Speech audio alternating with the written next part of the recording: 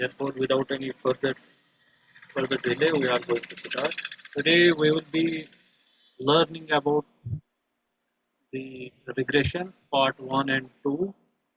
So, we are having our esteemed guest, Dr. Syed SUHAIL, and today's session will be moderated by OWAIS ISMAEIL. So, over to you. Please go ahead.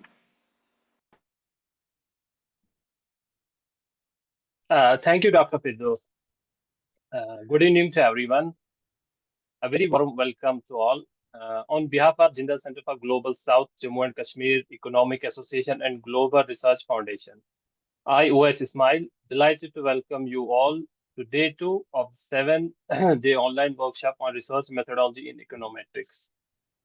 We are glad to see such enthusiastic participation and continued engagement from scholars, researchers, and the professionals across the various disciplines. Before we begin the session, I'm repeating the instructions of Dr. Firdaus. I request all the participants to please keep your microphones muted during the session to ensure an undisturbed and smooth experience for everyone. If you have any questions, feel free to note down or type them in the chat box. We'll make sure that they are addressed during the question and answer segment. Thank you once again for joining us. Let's now proceed with today's session. It gives me a pleasure to introduce our distinguished speaker for today's session, Dr. SUHAIL YAQOOB. Dr. YAQOOB is currently serving an assistant professor at Amar Singh College, Srinagar. He holds PhD from Aligarh Muslim University and brings him with a rich academic background and deep expertise in field of economics. His scholarly interests including the women and development issues, and he has contributed significantly through both teaching and research in this area. Over the years, Dr. YAQOOB has taught at the University of the Kashmir as well as at the various colleges across the region. Today, he will be guiding us through the crucial topic in the econometrics, simple and multiple linear regression, part first. We will again do the part 2 in the second session today only. So this session promises to both informative and engaging, especially for those looking to strengthen their understanding of regression techniques in the research.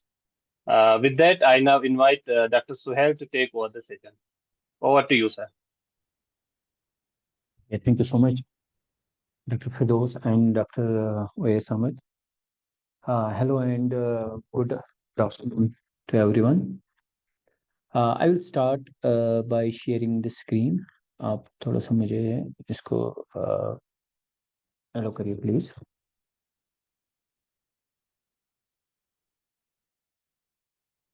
Am I visible? Yes, sir, you are. Okay. Yes, sir, you are. Is it visible now? Yes, sir, yes. Oh. Okay. Now my topic is simple regression using this data. And we will start. Actually, this is a simple regression that has a start as an end. Am I audible? Yes, sir, you are very much audible. Okay. Now most of the people feel very some difficulties in order to understand this regression, and we have to consider that it has a start and it has an end. Now this regression actually starts with a simple thing that is known as a hypothesis. Now what this hypothesis is actually, it is an actually intelligent guess about the functional relationship between two or more variables. Now, and it is as an assumption that is based on some kind of evidence. Now, just a second, I will make a slideshow. Oh. Now there are two types of hypotheses. Now one is known as the null hypothesis. It simply states that there is no effect or difference, and it serves as a baseline for statistical testing and comparison. And there is alternative hypothesis that predicts that there is a relationship between the two variables. For instance, we can assume that there is no relationship between increase in income and consumption. It is our null hypothesis. Or we can say there is no relationship between interest rate and investment. but it is yet to be proved. When we make an hypothesis, we have to make sure that जब भी हम hypothesis assume करते हैं, statistically it has to be proved. Either we have an evidence for it, or we have an evidence against it. For instance, there's no relationship between increase in income and consumption. It is our null hypothesis.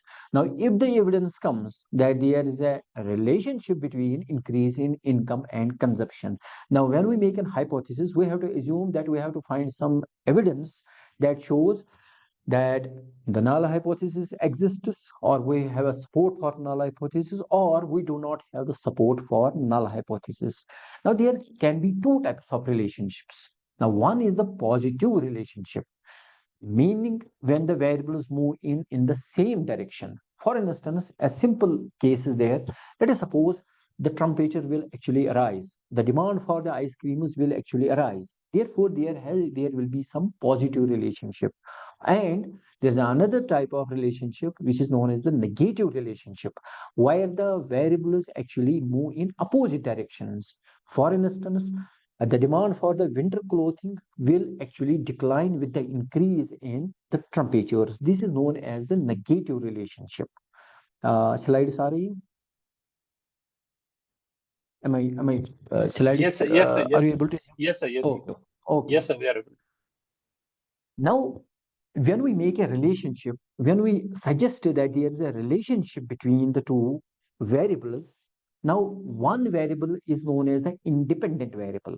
Now, in the regression line, an independent variable has actually several names. Now, we can call it independent variable, or we can call it an explanatory variable. For instance, the variable that is used to explain and predict the response.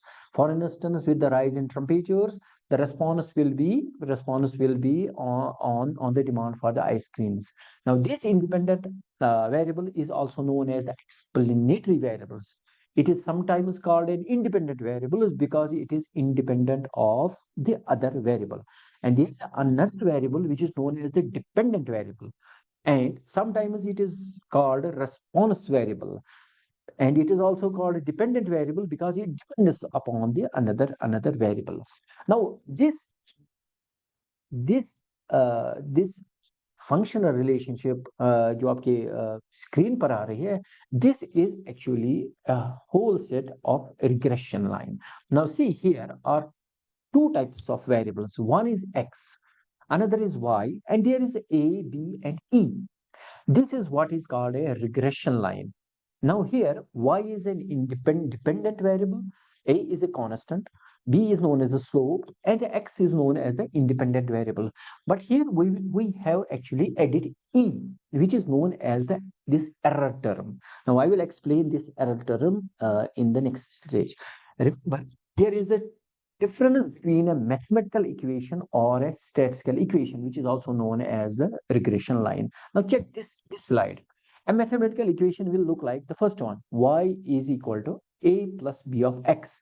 Now, if you see this statistical or regression line, it will be shown as y is equal to a plus b of x plus e. Here in regression, we always have an e, error term. It is not that we are making some kind of error, but the issue is that when we have a mathematical equation, it is always exact in the sense scale. When we are predicting a value, we will always get an exact pinpoint and exact value. But in case of regression line, since there are a lot of factors, for instance, income, it depends on how much we work hard, what is the nature of the jobs, etc., etc. Therefore, all the other factors except the x variable, that will be encompassed by the term error. It is not that we are making some kind of error, but the issue is that all the other factors will be taken into consideration by the e. In the above functional relationships, we have assumed that the relationship is linear. Linear implies actually a straight line.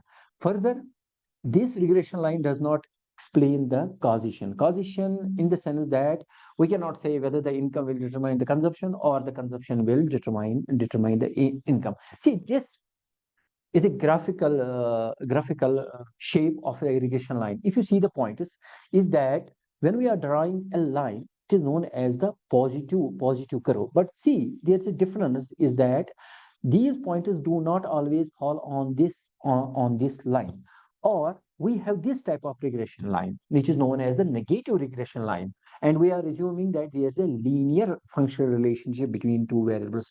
See, these types of the pointers, these actually do not fall in this line. But if you would have assumed a mathematical equation, all these pointers would have fall exactly on the line. And the deviation that you are actually seeing here, it is actually because we have a data, and the data, when we are making a regression line, all the pointers will actually fall above or below. Some pointers will be above the line, or some pointers will be below the line. For instance, this regression positive line, some pointers are above the line or some pointers are below the line. That means we are not able to exactly point out the value of our independent variable. Here y is an independent variable and x is an independent variable. Just like this one. Here also, in a case of regression lines, we are not able to exactly figure out the value of the y, that is a dependent variable. We are making sure that we are getting very, very close to this process. Now, finding a regression line is a very tricky process. In fact, we can actually find many regression lines, in fact, thousands. But we need to find a regression line that actually best fits the data. Now, in every data set, there can be only one regression that best fits the data. And here OLS provides us helps us to find the best fitted regression line. But it is important that it must make some assumptions. Remember, when we are talking the OLS, it is actually a method of finding a regression line. Sometimes we are making a confusion between an estimator and an estimate. Estimator is actually the way through which we can actually estimate something, and OLS is actually an estimator. And if we have found some regression line, that actually becomes an estimate. Now, for the best fit regression line, there has to be some assumptions. The first one is the normality. Normality in the data, and I will talk now about the stata. Normality in data and homoscedasticity in the sense that the deviation from the regression line has to be constant, no omitted variable, and the multicollinearity has to be tested. And if any one of these assumptions is actually violated, the OLS estimators jo honge, they will be actually either biased or will have a large deviation. Now see, this point is very important. Now, if you go back to the first slide, this one, this one. Now, we have assumed that there is no relationship between income and consumption, or there is no relationship between interest rate and the investment. Up to this time, we do not actually have we did not form any type of research whether these things exist or not, whether there is a relationship or not. Now, if value is less than 0.01, then the relationship is considered significant, which implies the null hypothesis has to be rejected at 1% level of significance. And it simply means that the assumption or the statement that we have made, there is enough evidence at 1% level, there is enough evidence that whatever we are saying, whatever we are making a statement, it is wrong. It has to be rejected in favor of the alternative. Or we can say there exists some relationship between consumption and income. And if the p-value, these are actually these three things, the 0.1, 0.05, and 0.01.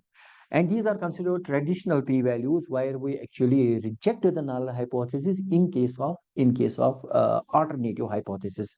If p-value is less than 0.05, the relationship is considered significant, which implies that the null hypothesis has to be rejected at 5% level of significance.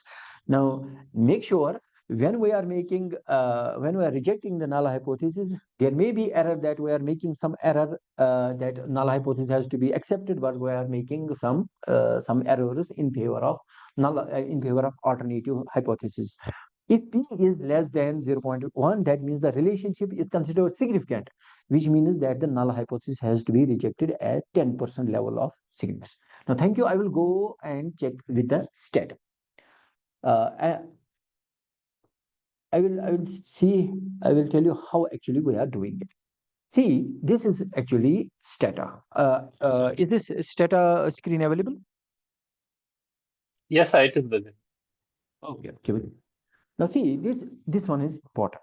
Now, if you see here, I have actually this one. I made a simple data. Our data is this one. Now, data is about the income and consumption. Now, when we open up this data, now we have to first go to this one, the import. Now, in an import, we can actually have the Excel spreadsheet. Now, when we are importing it and we are just browsing it, and we have this file. Now, remember, all these things will come here. All the data pointers that are coming here. Now, first, what we have to do is that now, since the first row is as a variable, I will click here because the first row will come as a variable here. Now, remember this point, import all data as strings. Remember, when the data is in strings, the stata will actually do not proceed with any type of calculations. It has to be numeric. If your data is in strings, you have to convert that into numeric in the first place. Now click here is okay. Now see here, the first thing is that now data has been uploaded in the stata. Now, if I make a command, because I have to describe what is the amount of, or what is the type of data. Now, here is we have described. Just this current command will actually tell you how much observations are there, how much your variable is there, what is the size, what is the size, what is the size of this data. And here on the right side, you have the variables. Now the variable is income and the variable is consumption. Now, when we have made a statement that there is no relationship between income and consumption, which I have shown in the first slide, now we have to actually generate some kind of evidence for it or against it. We have made a statement, we have the data available, we are making all kinds of progress, but still we have to make sure that there is enough evidence that we either accept the null hypothesis, that means there is no relationship between income and consumption, or we have to make sure that there's enough evidence that we will actually reject the null hypothesis in favor of alternative hypothesis, which means that there is some kind of relationship. Now, first thing is that we have to find a regression line. Now, see, the command is simple. Now we have to reg means regression, and we have consumption per click on the consumption and click on the income. And when we enter, we have this type of the table available here. Now see, what is this? The first one we will talk about this one, the probability F tester. Now it is significant. Now this F test will actually tell you, since it is significant, it tells you that the model is good. At least one variable is actually non-zero. Now, if this F comes you, sometimes it comes you more than 0.1. That means there is some issue with the regression line, and all the coefficients are actually close to the zero. And if it comes significant, means at least one of the coefficients is not equal to zero. That means overall your model is good. Now there is another thing, this one, R squared. Now see this one, R squared. If R squared actually tells you how much your fit data is. If the R square is close to 1, it means that the data necessarily fits exactly fits your regression line. The more and more it is closer to the zero, it shows that your data is not closer to the regression line. Now remember, the R squares value is always between 0 to 1, and 0 means that there is a huge divergence between regression line and your data. Now if it is close to 1, that means your data is very very close to the regression line. Since it is 0.86, that means it is closer to 1, that means our data actually fits closer to it. Now there are the coefficients. Now this one is the coefficient, and this one is the slope b, and this one is the constant a plus bx. I hope you remember it, a plus bx.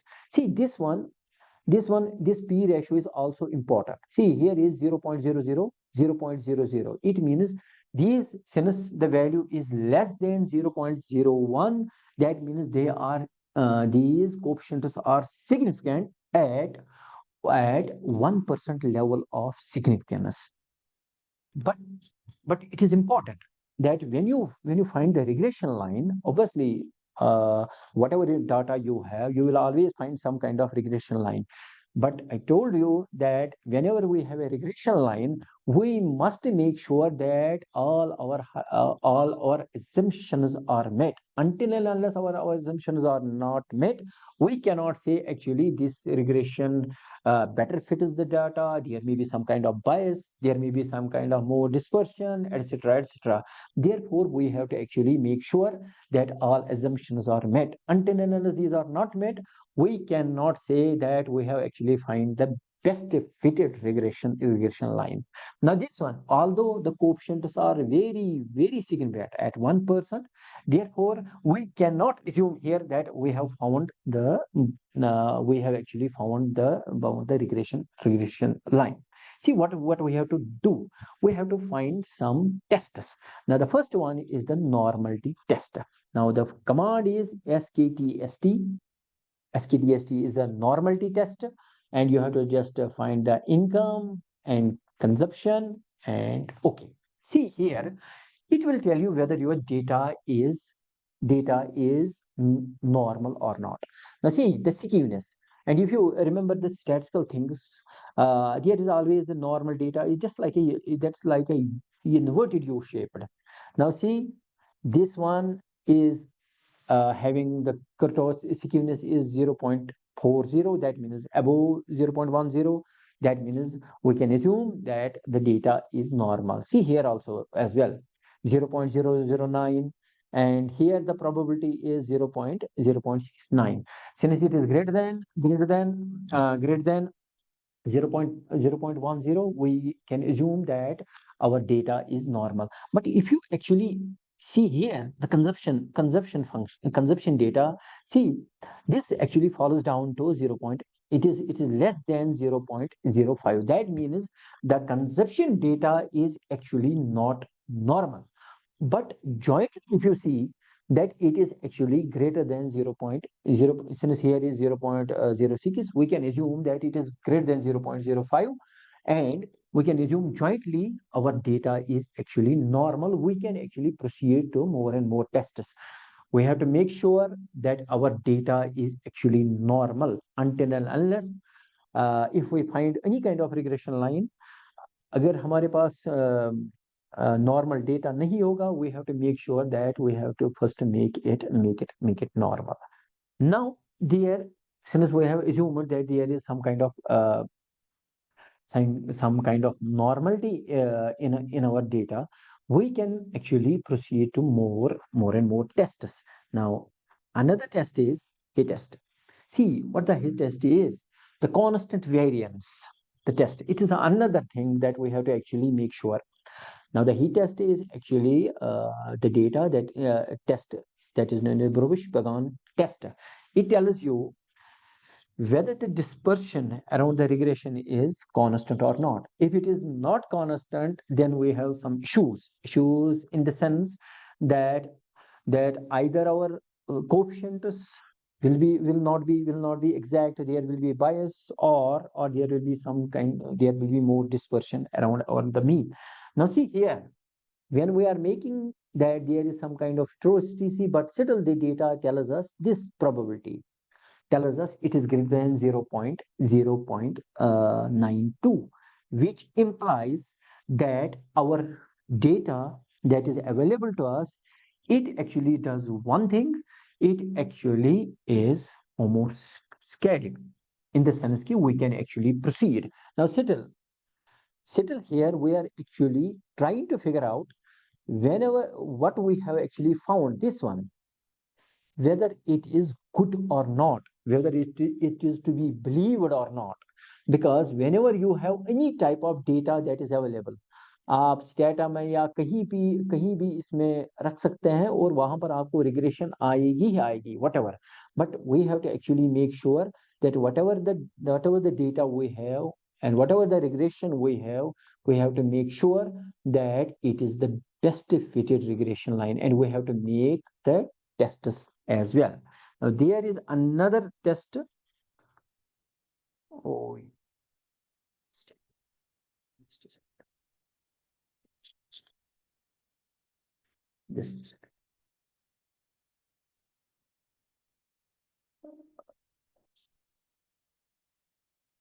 This one I will make you sure.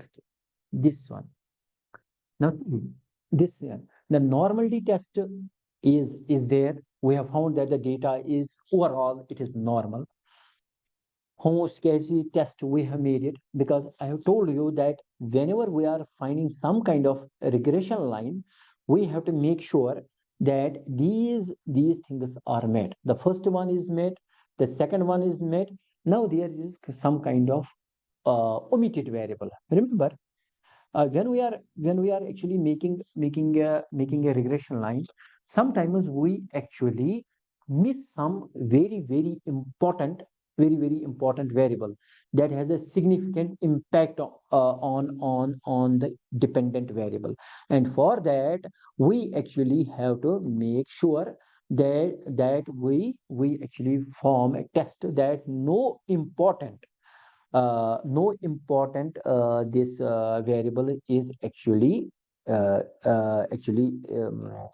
left out. Now a stat.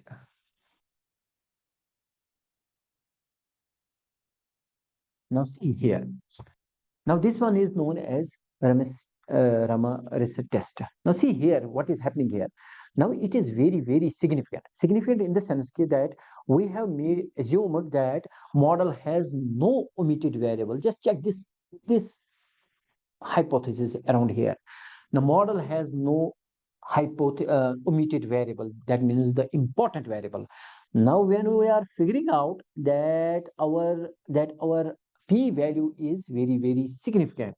Now that means am I audible? Am I audible? Yes, sir, you are very much audible. Okay. Now see, our data actually has very important things. Now one is that we found that our variable, our data actually does not have heterogeneity. It is very good. Our data also showed that our data is very normal. Therefore, two assumptions have been met. But when we are moving actually to the third one, that means our model does not have any omitted variable. But the problem here is that our data has shown that the probability is very significant. That means our data has missed some very important variable. Now, for instance, the consumption. It may be based on income, it may be based on culture, it may be based on the relative things, all these types of theories we have. Here the data says that we have actually missed a very important variable. Until and unless we do not include that variable into our model, this Ramirez test will always come as a significant. Now we have to make sure we have to find that variable. Obviously, when there is a next presentation, obviously Dr. Naveed will tell you how to find that, because he has a multiple regression things. Now here we have Normality, it's good. We have heteroscedasticity. There is no heteroscedasticity available in the model. That is good. But the issue is that when we are making that, there is some significant variable that has been missed out. And we can have actually another thing. Therefore, there is this problem in theoretical econometrics. We are actually being told that when you are missing some important variable, it can actually lead to some kind of issues. Therefore, we have to necessarily include that. Now we can actually make another command, now which is known as VIF. VIF is actually used for multicollinearity. When we check it, see, the multicollinearity implies that although there is a relationship between the dependent, all these independent variables, this multicollinearity shows how much dependent they are actually each other, how much effect they do for each other. For instance, if the income is based on consumption is based on income is based on wages, all these, obviously the factors actually determine each other. Now here, mean value of VIF is 1.10. Now I will go back to the slides, tell you here. Now see here, the VIF, it actually tells us the multicollinearity. Now, if the VIF is one is equal to 1, it says that there's no correlation. That means it's good. Our model is good. If the VIF is between 1 to 5, it shows that variables are moderately correlated. That means we can keep those variables there. It will not significantly impact our model. But if the VIF, yani the multicollinearity, is above the 5, it shows that these are highly correlated. That means we have to find some ways in order to make sure that this multicollinearity does not has to be reduced, because if all these assumptions are not met, we are very sure that the regression that we are finding out, it is maybe sometimes false. Sometimes we can find any type of regression line because the data is available. You can put it in SPSS data. It will give you any type of regression line. Then the issue is that normality has to be tested, homoscedasticity has to be tested, no omitted variable has to be tested, and the multicollinearity has to be tested. Now go back to this multicollinearity. See, it is equal to 1. Now that means our model does not suffer from this multicollinearity things. Now 4 things are actually met in our model.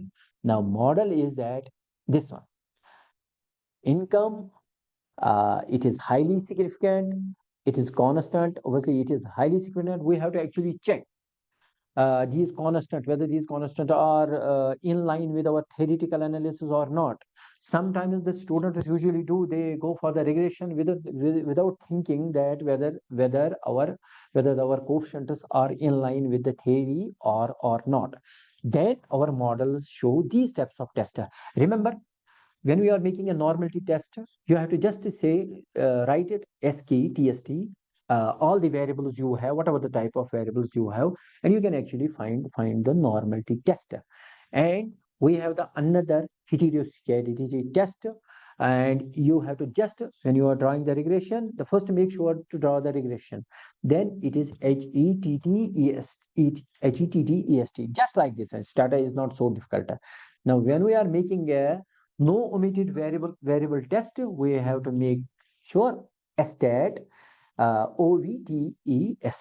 Now see, all our model actually is good, but it suffers from one thing, that we have actually omitted some important variable here.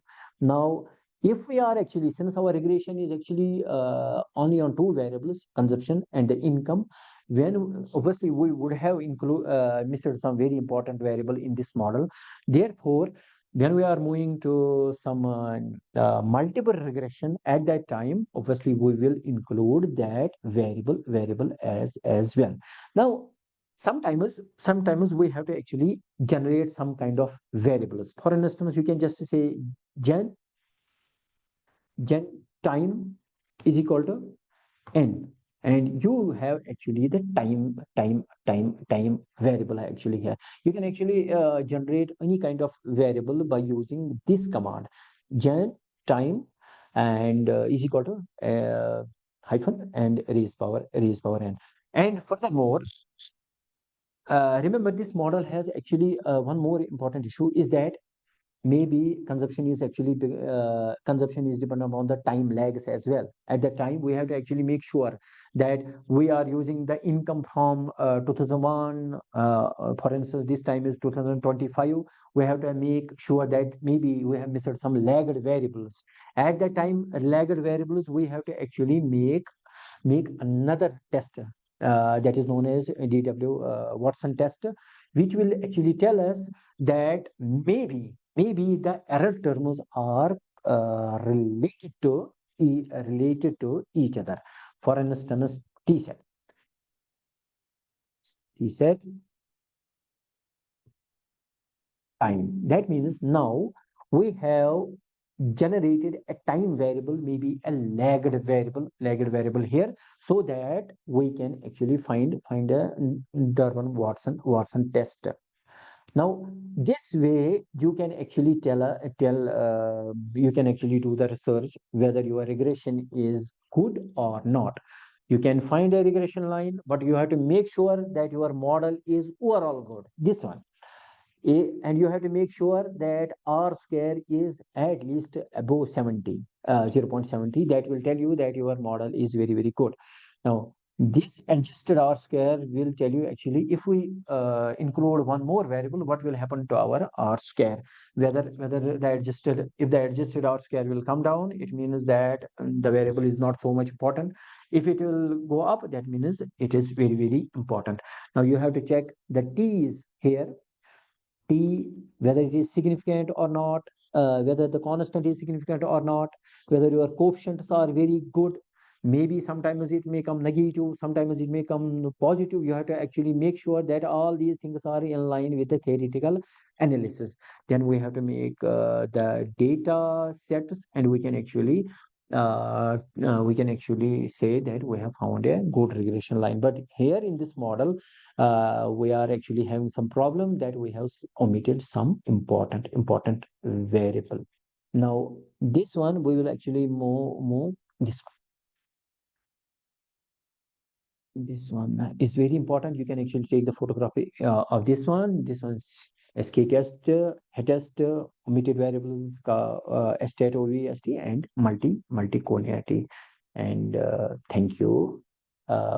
If you have to find the Devon Watson test, you can actually do this one.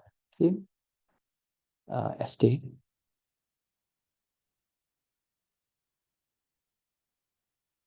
State. Just a second.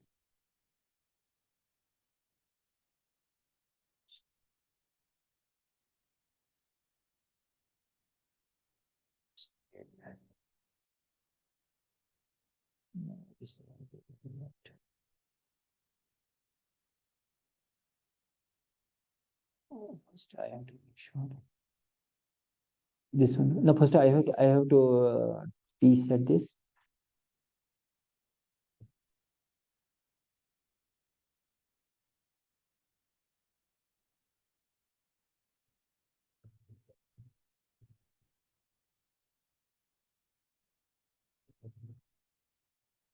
It's not. I don't know what is happening. This. Yeah, you can actually find that command for the DW stat, and you have to just write it down there, and it will give you Devon Watson test. Thank you so much. I will be pleased to have some questions. Hello. Thank you so much, sir. Okay. Now we have a couple of minutes for the second session. So if anyone has any question, you can now, you're now welcome to unmute yourself and interact directly with the resource person. And I request you to please keep your questions and doubts brief and to the point, so we can accommodate as many as queries as possible during this time. Okay, sir, am I audible? I have a query. Yes, yes. Yes. So firstly, I want to ask you, when you have uploaded the data, did you describe anything key which one is the dependent variable and which one is independent? Yes, yes. See, what is happening when we are uploading this data? Okay, this one, for instance, is this available? Is this screen available? No, sir. No, just a second. Share. Uh, is this now available? Yes, now visible. Yes, sir. It's now. See, when we are actually making a regression, the one will be actually your dependent variable. For instance, if you want to make a consumption as a independent variable, make sure after the reg your independent variable comes in. For instance, the consumption is my independent variable. Okay, then the income will become my dependent variable. Okay. Okay. The point is that any variable that comes after the rig, it will be your independent variable, and dependent variable, and anyone that comes after your dependent variable will be your independent variable. For instance, this one, these are actually the coefficients of the income, because we have made consumption as our independent variable. Okay, is it okay? For Yes, sir. instance, this one, Yes. right? So my next Are you question is okay? that when you have talked about normality test, if our data is not normal, so how we can make our data normal? Okay. You have to actually do one thing. If there are any type of outliers, for instance, outliers in the sense case, suppose there is an income group whose range is between 80 to 90, and there is some outlier who has an income of 10 lakhs, 2 crores. You have to actually या तो आप उसको out करेंगे. Are you able to understand Hindi? Yes. So okay, then you can do one thing. जो भी outliers हैं आप उनको बाहर ही रख सकते हैं, ठीक है, in order to make it normal. Or you can do one thing, you can actually have a spread out data. जो ही हमारा spread out data होता है, more and more data available होता है, naturally it becomes normalized. क्योंकि ऐसा नहीं होना चाहिए कि हम आउटलायर्स ही ले लें, एक उस साइड से ले लें और इस साइड से ले लें, अदरवाइज our जो नॉर्मलिटी है वो एक्चुअली इम्पैक्ट हो जाएगी.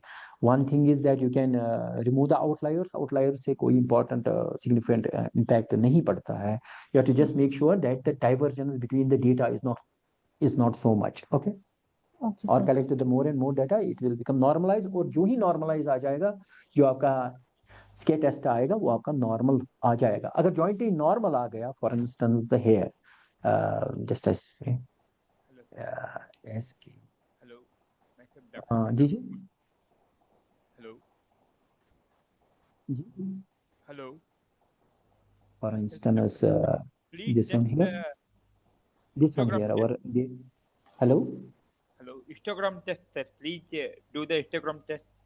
Histogram graph. Yes. Histogram data, whatever the histogram graph is available to you, it can actually give you an idea that whether your data is normal or not. You can actually form a curve as well.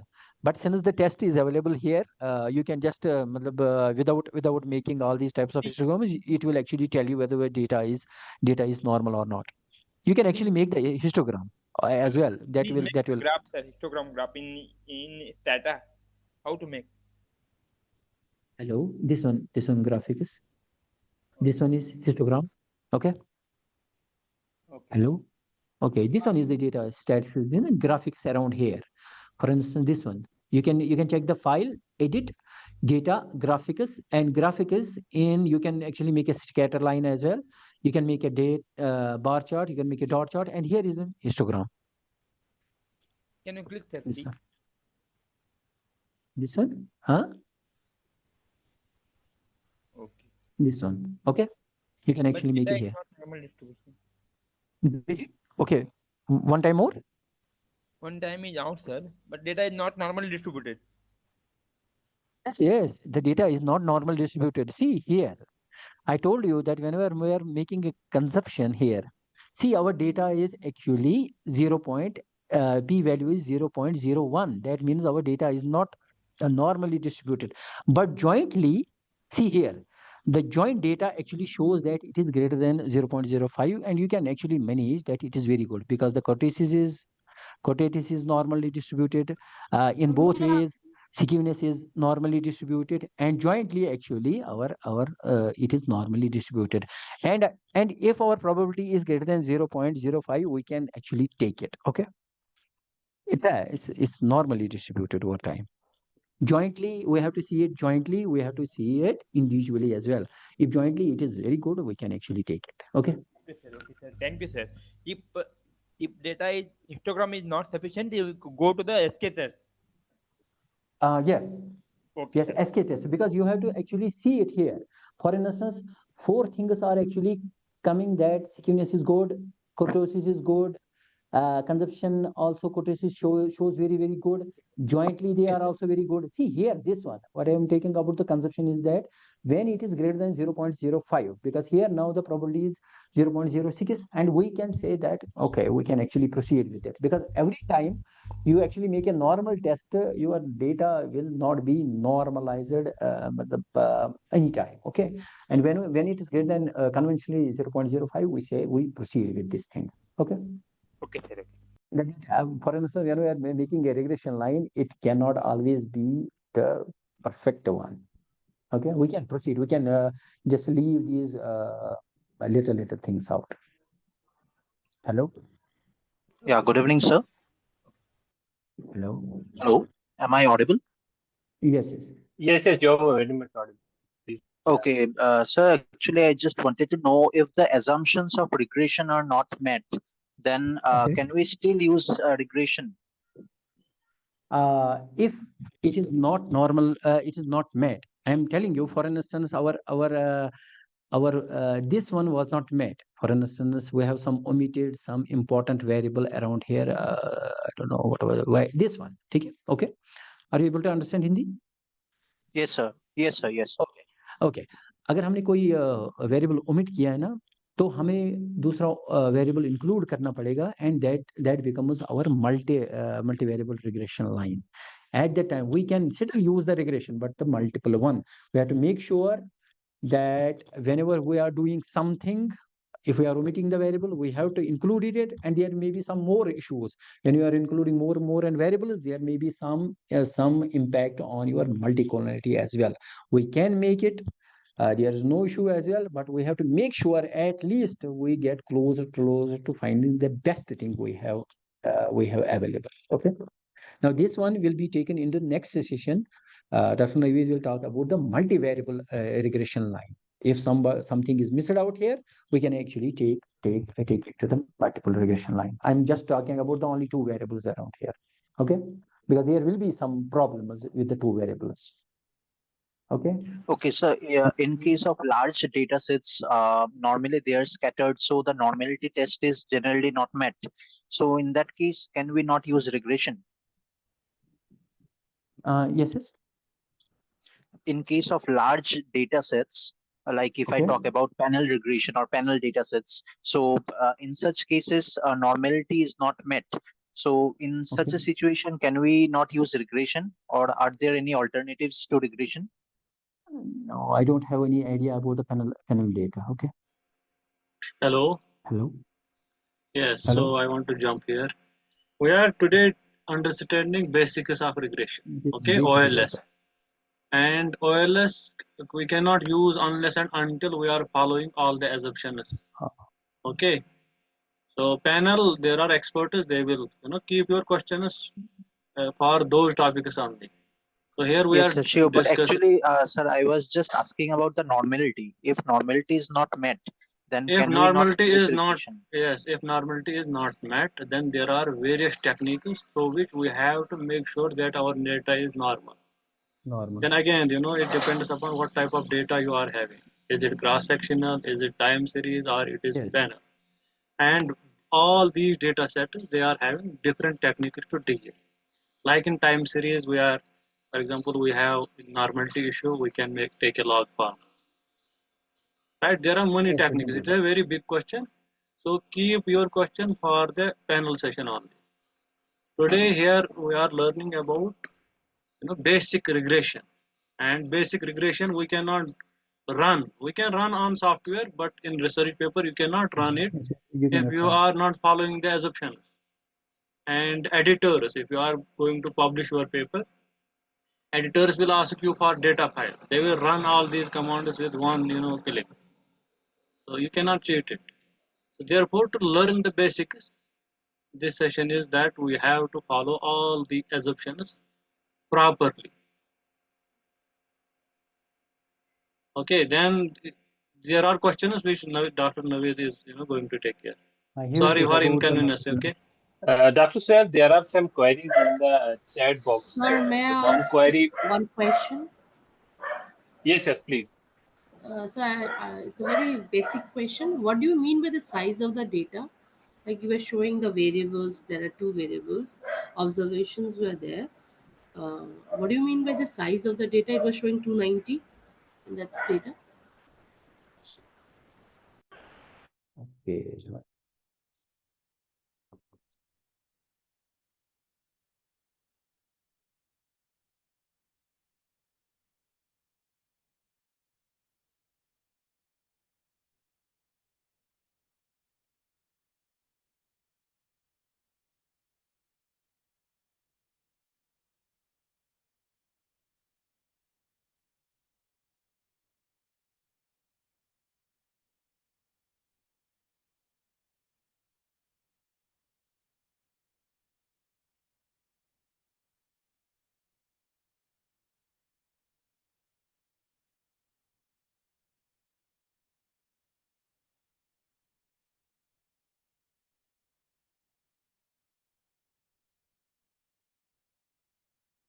Hello.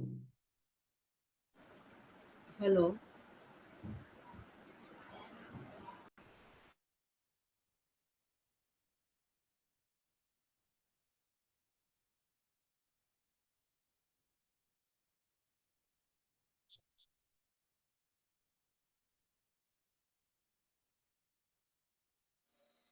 Hello. Sir मैंने Yes. पूछा size of the data का मतलब क्या था? मतलब समझ नहीं It is nothing. It is just showing data is showing that what is the weightage of your file. Just like you are having any file, it is in KBs or MBs. Data is generating what is the weightage of this file. How much this file is. So it is giving it a size in this. So if you are having more variables, if you try to open it on the data, its size will increase. So it gives unit to this data file. Just like you are having Excel file, it will be 2 MB, 3 MB. Just like this, the data is generating its size. Are you getting me? Okay, but again, what is weightage? The next question follows that you're saying about the weightage thing. Like I know about the secondary data set, there are some weighting schemes which are used, like the sample. It is the storage size of the file. Storage size of the file. Actually, you mean storage? Storage. Storage. Okay. Okay. Data is generating These it. are If not you important. add, The coefficients and all these things are important. yeah, if you add one more variable, its size will increase The from size will increase 290 over to 300. time. Okay, go for next questions, please.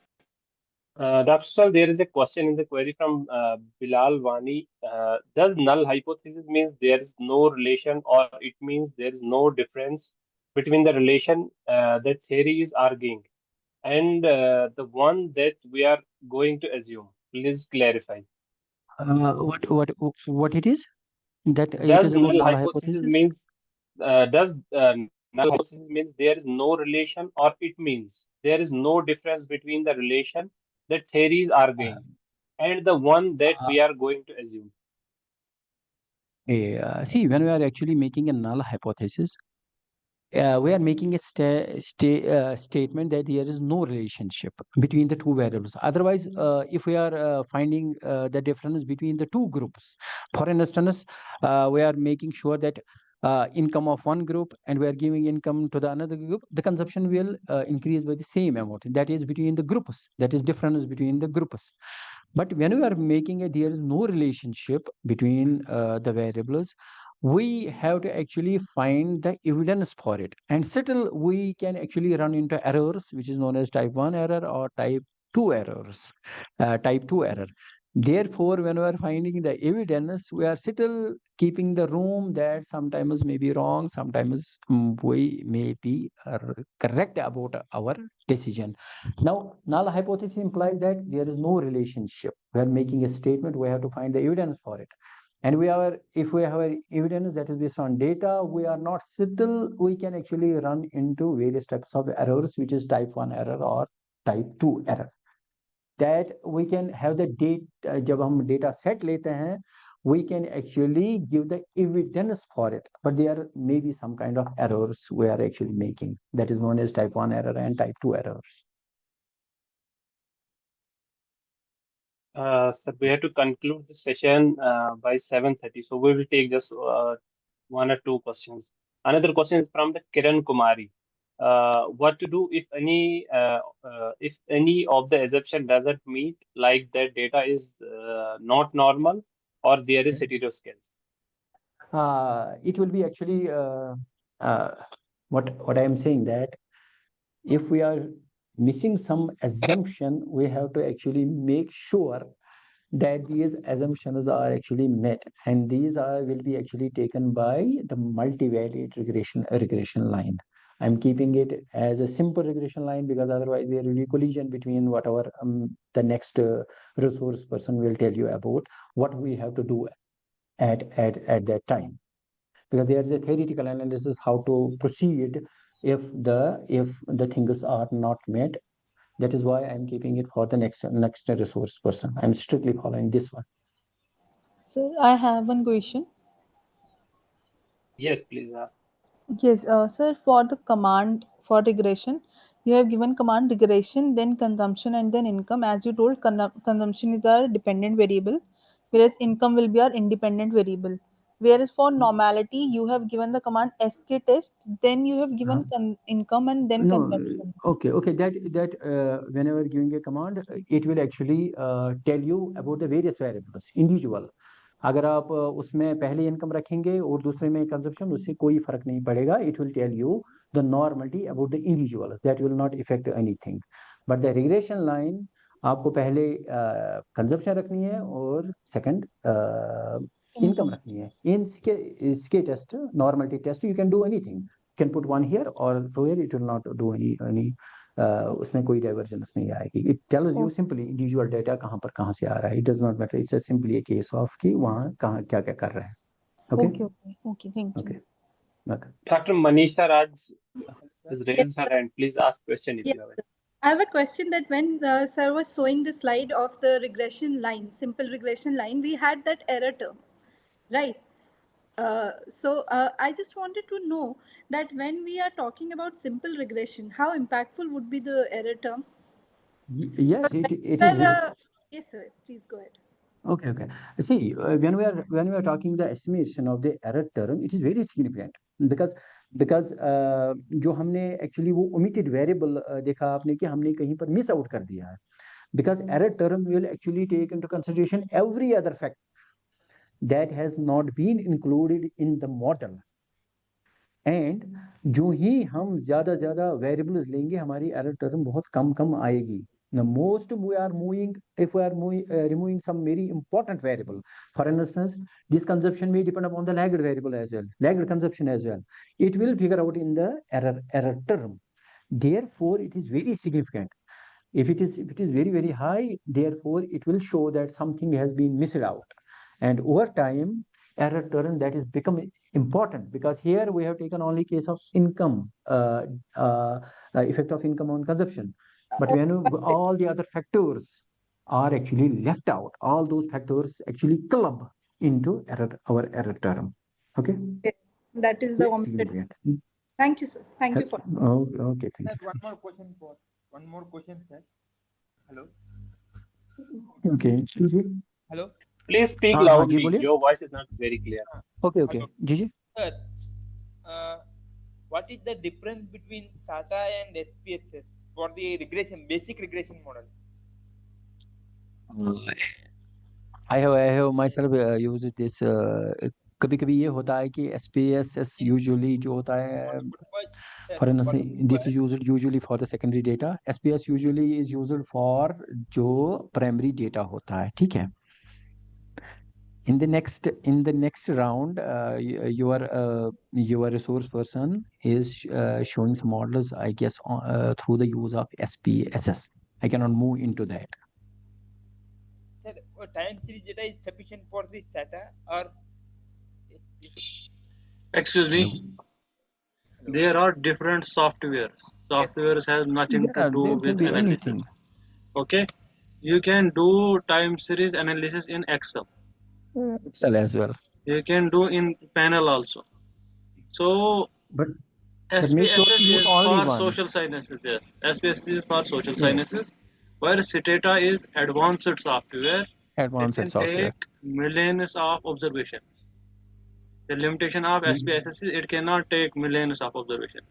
Like for example, census data. Census data analysis is done on Stata.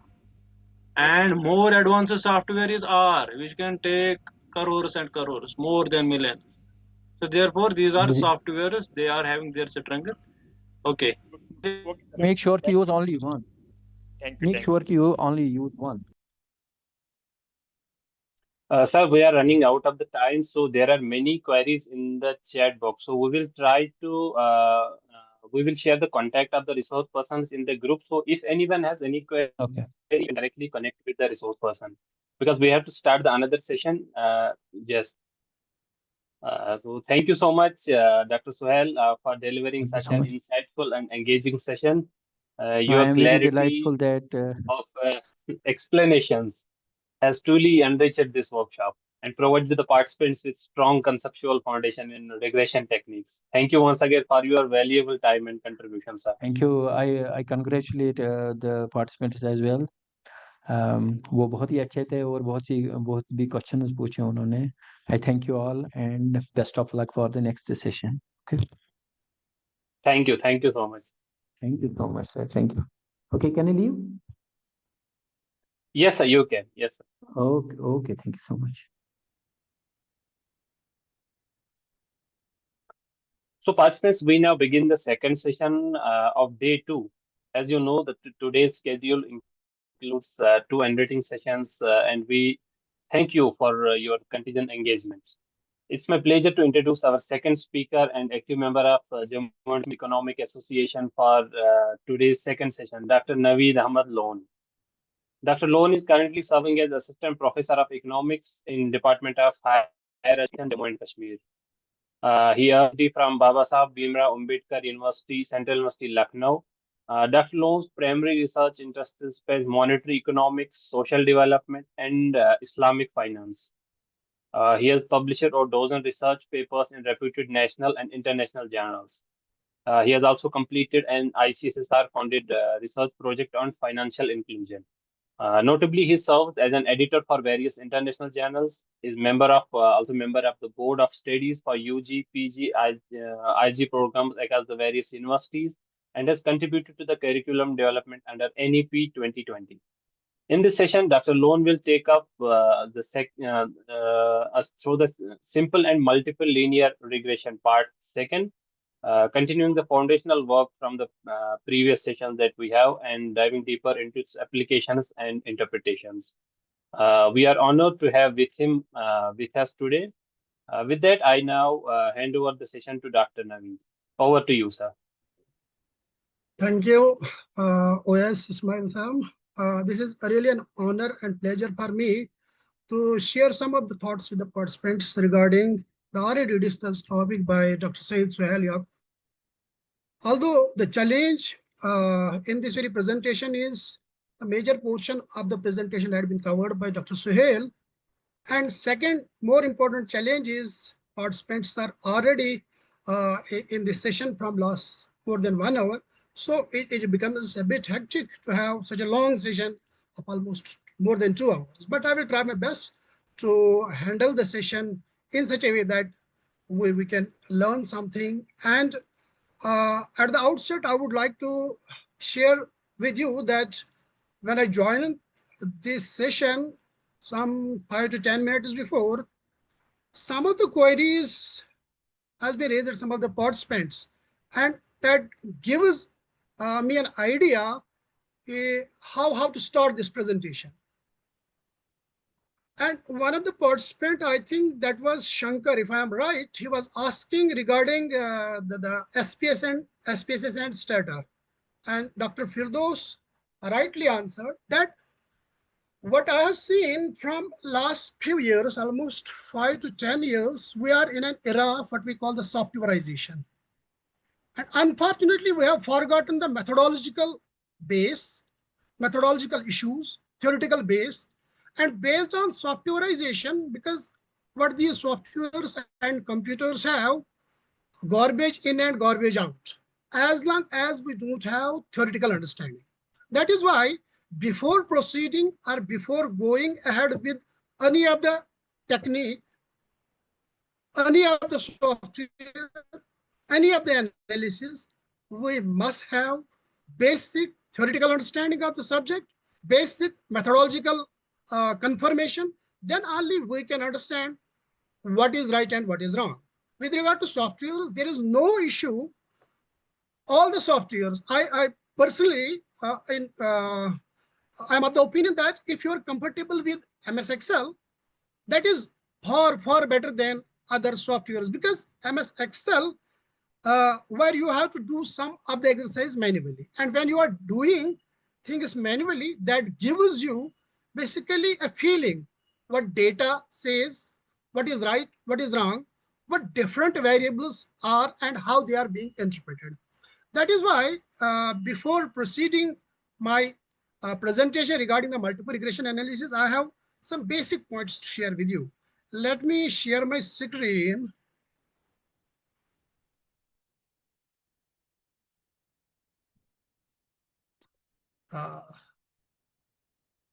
Sir, is my screen visible? Yes, sir, it's quite visible. Okay, fine.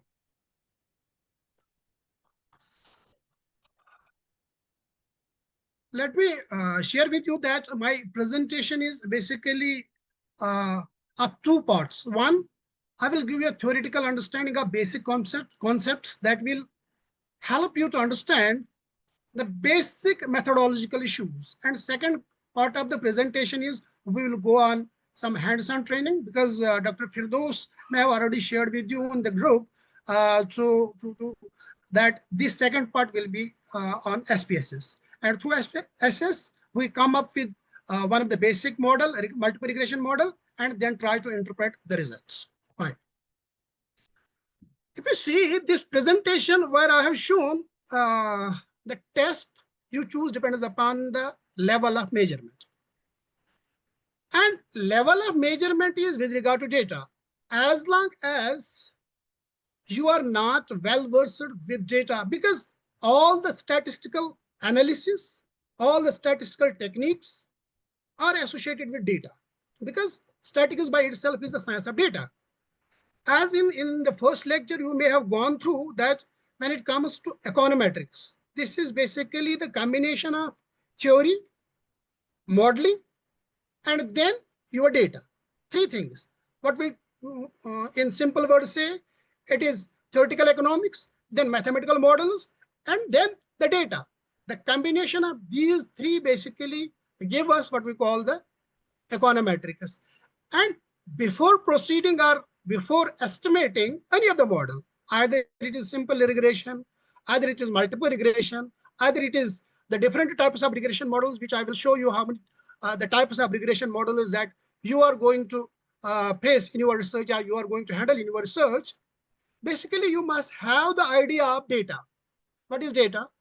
That you have already gone through in your yesterday's lecture. How many types of data, what nominal, what is scale, what is interval data, because this will help you to choose the appropriate model. And when it comes to multiple regression, this is nothing but an advancement of what we call the simple regression. In simple regression, you have one dependent variable, one independent variable, and then you are basically trying to calculate or estimate the impact of independent variable on the dependent variable. Like in simple case, if some of you are from economics, or we can say in simple way, how one input is changing your output. What is the impact? And if you have more than one inputs, that becomes multiple, more than one. And when it comes to multiple regression, like I have taken here the simple examples that if you are going to test the IQ level, and IQ level is not affected by only the level of education, but it depends upon many other factors, right? Yeah, if your income, that is not only determined by your education level, that is determined by multiple socioeconomic factors. And if you're going to see the grade or we say the academic performance of a student, that is not only the number of classes he had attended in one semester, but other factors as well.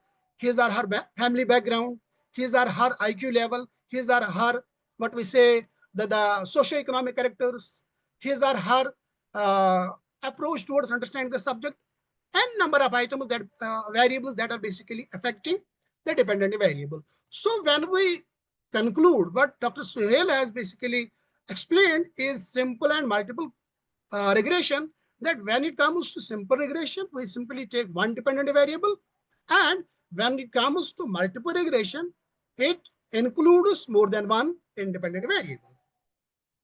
And our objective when we are going to calculate or when we are going to make the statistical analysis, regression analysis, our only objective is to develop a statistical model that will predict the value, what we call the dependent variable, how dependent variable is to be predicted based on the values of independent variable.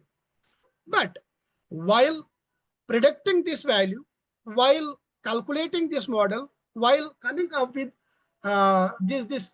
achieving this goal, you have to take into account some of the preconditions, like what is the theoretical background, what is the linkage when we say theoretical background, that means is there any linkage between the dependent variable and the independent variables? All independent variables what we call linked theoretically with dependent variable. Then how symbolically, what we call the mathematical development of the model, how symbolically we can develop the model.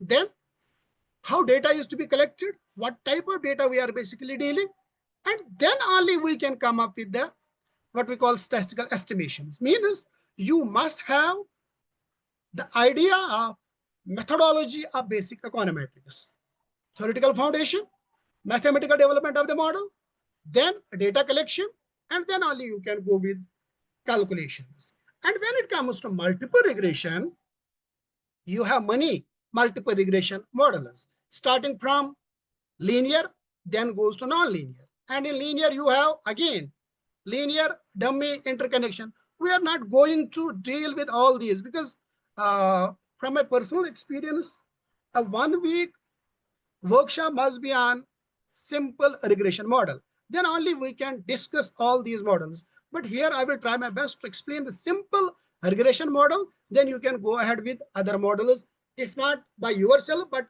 at least with the help of some book or some of the resources you can deal with. Because base is same, then there are minor changes when it comes to other types of regression models like dummy, interconnection, log, exponential, and all other models, right? Now, as Dr. SUHAIL has already explained this simple regression model, here you can see we have y, that is dependent variable, and you have x1, x2, so on to xk. These are basically n number or k number of independent variables.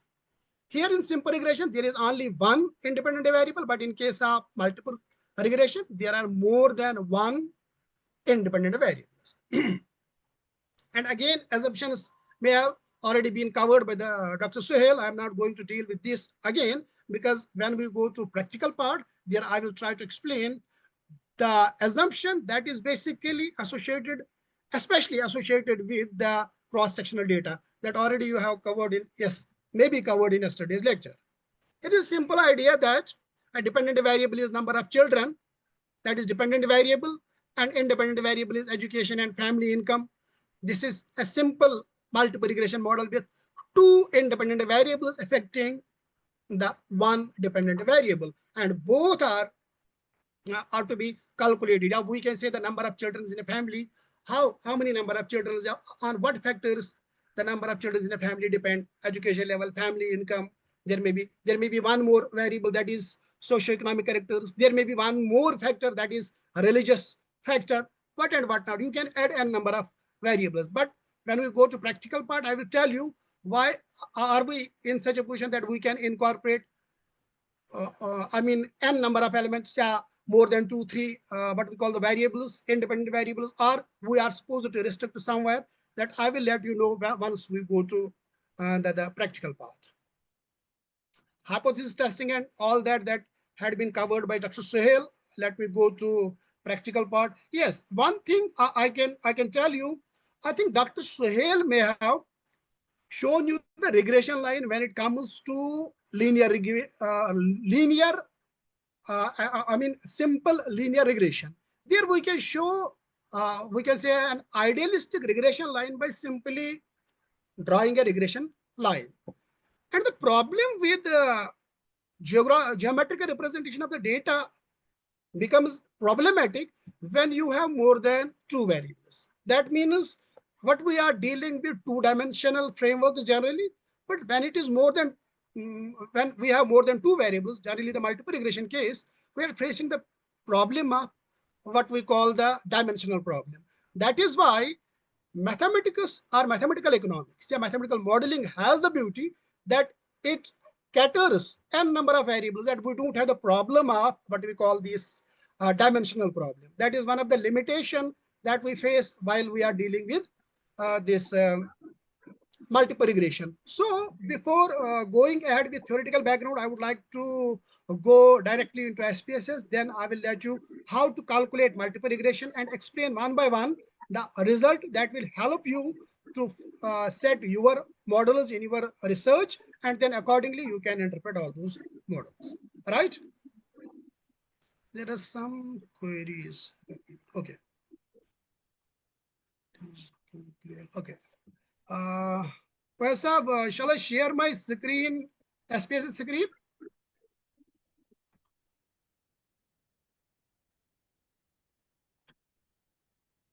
I think. Yes, please. Okay, I think you may have already got the message in your group regarding the installation of SPSS.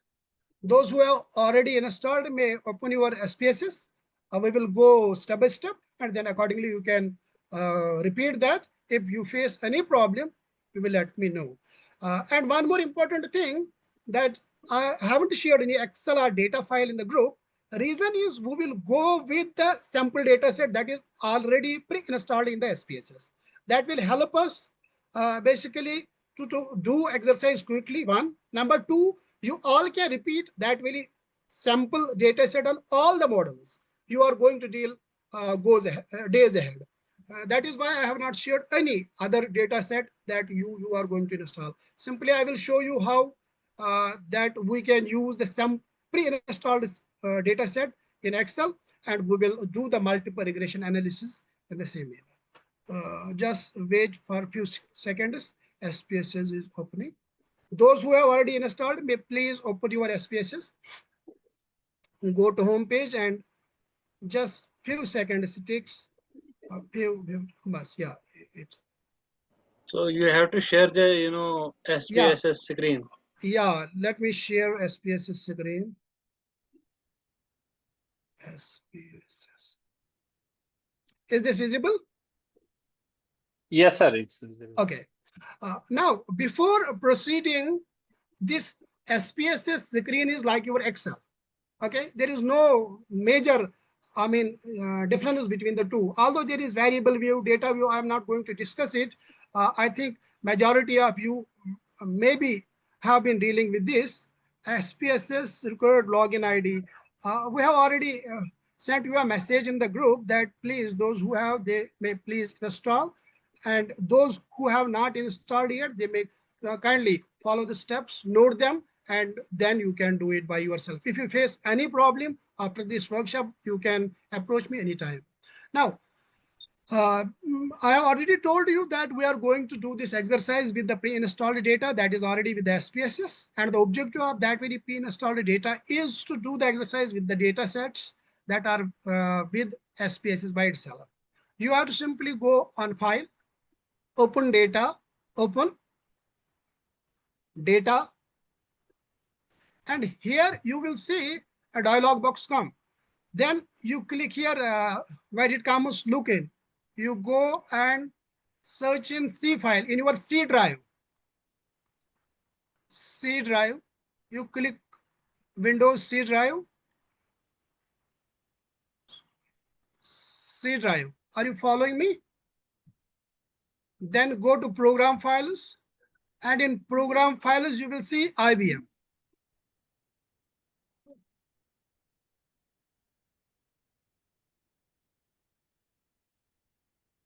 Click on IBM. SPSS. Statistics. Mine is SPSS 23. That is, here comes SPSS 23. If you are dealing with 20, 21, 18, and you will accordingly get SPSS of same name. Okay. Then you can go here. Are you following me? Anyone please respond? Yes, sir. Yes, sir. Okay. Then you can go on samples. And here in samples, you will see here are many data files. Okay. Those who are following can go ahead, and there is one file. If you see, that is, sorry, shall I repeat this? Shall I repeat this? Yes, sir. So where do we have to search the file? You said we have to go to the file option. I will repeat, and I will go step by step.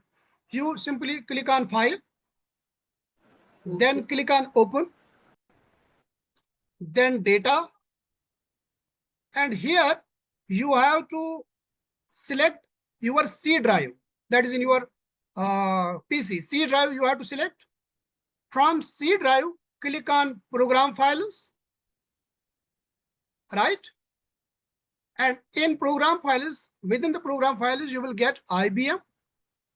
If you click on IBM, you will get SPSS, then Statistics, then the version of SPSS you are dealing, and then go to Samples. And then click on English, and you will get these data files. Is this clear now? Is this clear now? Yes, sir. Yes, sir. Okay. There were two options. One was program files, and one was program files H86. Should I go program for files? You go for program files. There comes IBM. Okay. And when you see there are n number of data files, these all files are for the purpose of doing the statistical exercises. Okay, you can use any file. What I have done, one of the exercises I was doing to help you people to understand this multiple regression, I have chosen this employee data. You can click on, and you will see data comes on SPSS. Right? So your SPSS screen has gone. Wait.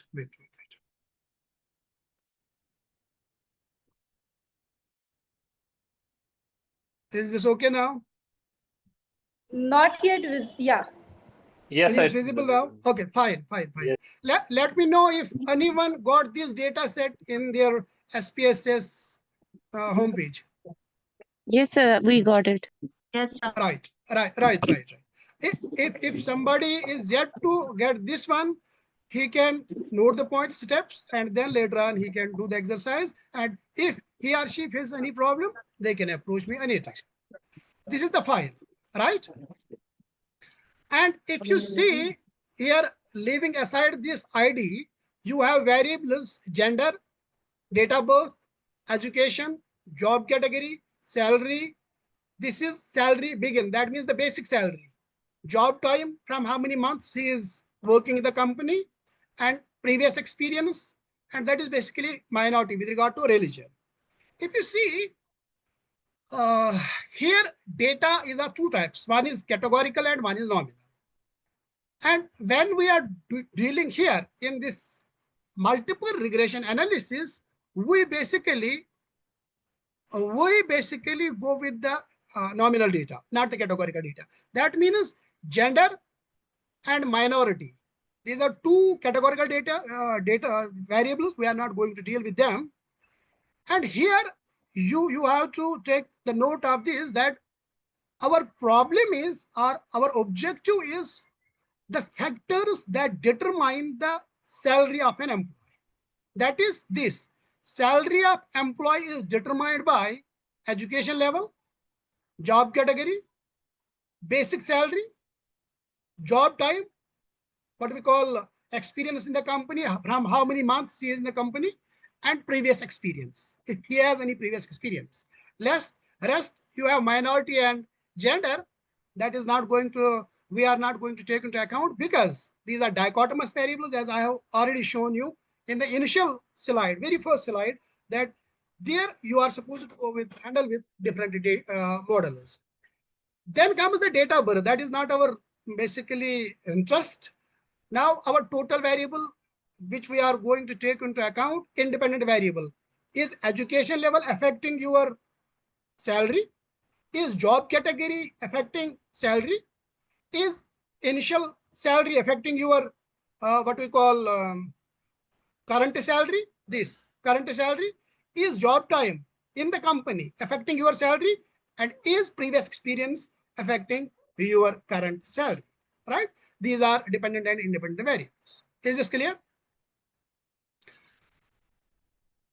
Now, for the purpose of conducting, because like in Stata earlier, Dr. SUHAIL was showing you, he may have shown you, there are two approaches of conducting the regression analysis, or any of the analysis in SPSS. One is through windows and one is through commands. And same is the case with SPSS. Here again, there are two approaches to conducting the analysis. One is window-based, one is command-based. Here in this session, we are going to deal with window-based. And similarly, in the same fashion, you can do it in Stata, in window-based. There is no problem, either in SPSS or in Stata. Both have the facility or the feature of conducting the analysis in Windows approach, as well as in command-based approach. Here in Windows approach, you have to go to analyze, then regression. From regression, because we are dealing with linear regression, and you will get this dialog box. I will repeat again. Analyze. You are interested in regression. From regression, here we have linear regression. And when you click on linear regression, you have this dialog box, right? Now, what is your dependent variable? That is this current salary.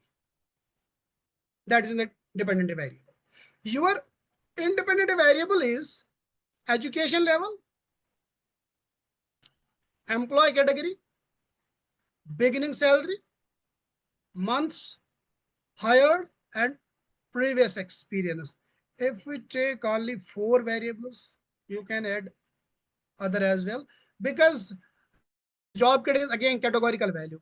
I have taken one dependent variable, that is your current salary is determined by employee's level of education. This variable, your basic salary or beginning salary when you have joined the company, your job time, how long you are in the company, and your previous experience. How much experience do you have previous?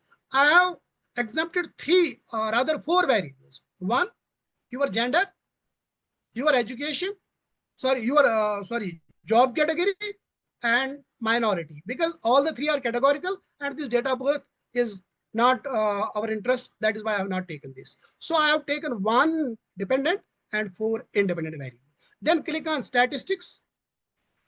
Here in statistics, if you see, here are different R-square and descriptive. We are not interested in all these, but we are interested in this collinearity. That is important. I will discuss it when a result dialog box comes in front of you. This is collinearity that we are supposed to check, and what is it is important is why I have ticked on it. I will let you know. Then there are other tests as well, but they are not applicable when we are dealing with cross-sectional data. They are applicable like Durbin, Watson, and all that. They are applicable when you are dealing with different types of data like time series and all that. Okay, click. Then go on plots. Yes. Let us wait for a while. Yeah, we can take it. In case of plots, you have histogram and normality, because you may have also noted that while Dr. SUHAIL's lecture, that normality test is very much important. That is why I have put a tick on it. Then save. Yes. Here are two types of predictors. One is, sorry, these predicted values and residuals. One is unstandardized and one is standardized. I will let you know in a while what these are. I have tick on unstandardized, not unstandardized. I will let you know in a while what is this once we come up with output file. Then go on options. That is done, 5% level of significance. And I think this much is clear. Statistics, collinearity, plots, histogram and normality plot. Save. You have to go for, that is your choice. You can use both. I will let you know what is the difference as we go on output table. Then options, it is 5% level of significance. Again, we'll let you know in the output table. I think this you may have followed. Have you followed this much? Yes, sir. Yes. Yes, Okay. sir. Yes. Fine. Shall I click OK? Here is the output file. Right? These You have to share output file again. Shall I repeat this step? No, output file is not visible. Is output file visible now? I will explain it in a while in Word, because I have pasted it, and I will explain bit line by line. Is this output file visible? It's No, it visible isn't. for us, but not for you. On your screen, it's not there, but for us, it has open. Okay, wait. Let me share again. Okay, is this visible now? Absolutely visible. Yes, sir. Yes, sir. It's Okay, now visible. okay, fine. And I hope those who have done or followed my steps, they may have got the same results, right? Now, basically, I have done this exercise early in the morning. I will go on a Word file. There I have make some additional alterations, and you can follow. If the results are same, then we can discuss it. Let me share one more page. That is, wait.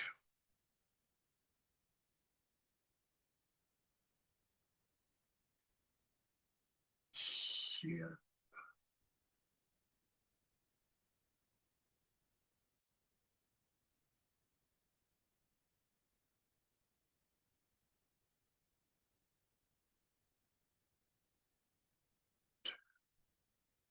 Please wait for a few seconds, sir. Let me share.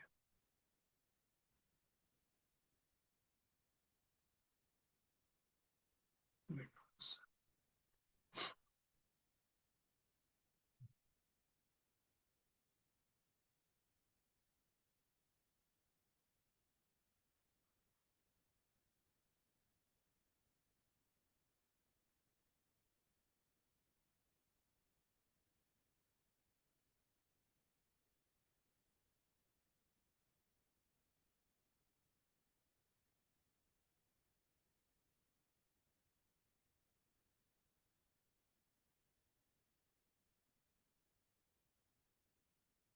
The Word file visible?